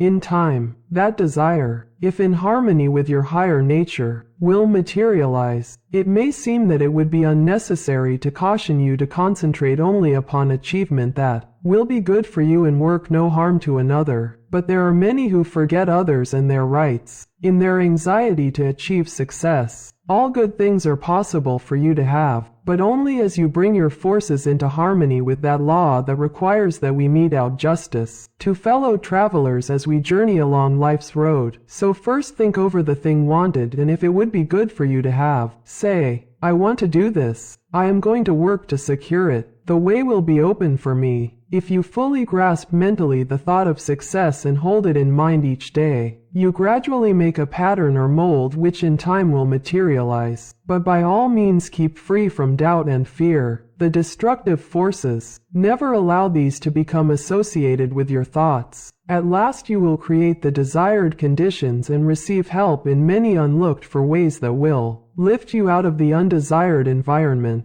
Life will then seem very different to you, for you will have found happiness through awakening within yourself the power to become the master of circumstances instead of their slave. To the beginner in this line of thought, some of the things stated in this book may sound strange, even absurd, but, instead of condemning them, give them a trial. You will find they will work out. The inventor has to work out his idea mentally before he produces it materially. The architect first sees the mental picture of the house he is to plan, and from this works out the one we see. Every object, every enterprise, must first be mentally created. I know a man that started in business with 13 cents and not $1's worth of credit. In 10 years he has built up a large and profitable business. He attributes his success to two things: belief that he would succeed and hard work. There were times when it did not look like he could weather the storm. He was being pressed by his creditors who considered him bankrupt. They would have taken 50 cents on the dollar for his notes and considered themselves lucky. But by keeping up a bold front, he got an extension of time when needed. When absolutely necessary for him to raise a certain sum at a certain time, he always did it. When he had heavy bills to meet, he would make up his mind that certain people that owed him would pay by a certain date, and they always did. Sometimes he would not receive their check until the last mail of the day of the extension, and I have known him to send out a check with the prospect of receiving a check from one of his customers the following day. He would have no reason other than his belief in the power of affecting the mind of another by concentration of thought for expecting that check. but rarely has he been disappointed. Just put forth the necessary concentrated effort and you will be wonderfully helped from sources unknown to you. Remember the mystical words of Jesus, the Master, "Whatsoever thing ye desire when ye pray, pray as if ye had already received and ye shall have." Lesson 17.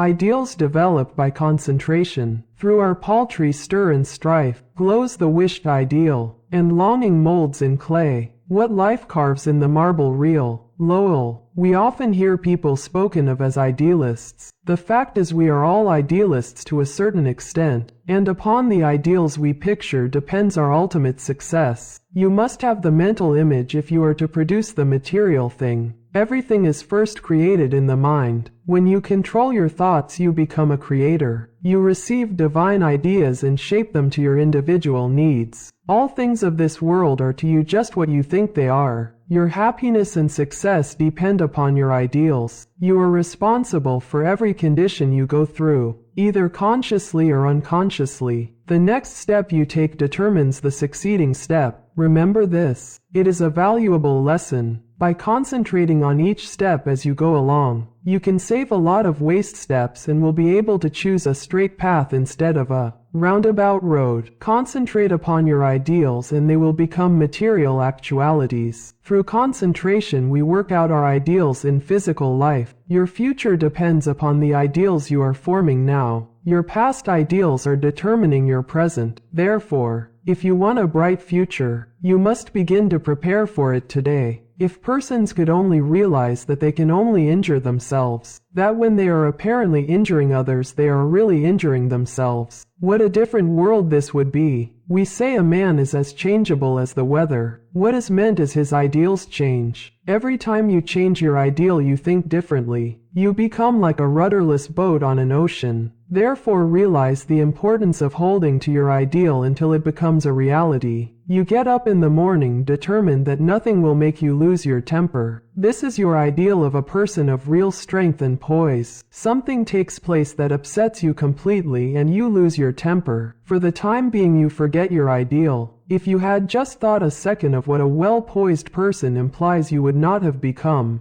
angry. You lose your poise when you forget your ideal. Each time we allow our ideals to be shattered, we also weaken our willpower. Holding to your ideals develops willpower. Don't forget this. Why do so many men fail? Because they don't hold to their ideal until it becomes a mental habit. When they concentrate on it to the exclusion of all other things, it becomes a reality. I am that which I think myself to be. Ideals are reflected to us from the unseen spirit. The laws of matter and spirit are not the same. One can be broken, but not the other. To the extent that ideals are kept is your future assured. It was never intended that man should suffer. He has brought it upon himself by disobeying the laws of nature. He knows them, so cannot plead ignorance. Why does he break them? Because he does not pay attention to those ideals flashed to him from the infinite spirit. Life is but one continuous unfoldment, and you can be happy every step of the way or miserable, as you please. It all depends upon how we entertain those silent whisperings that come from we know not where. We cannot hear them with mortal ear, but from the silence they come as if they were dreams, not to you or me alone,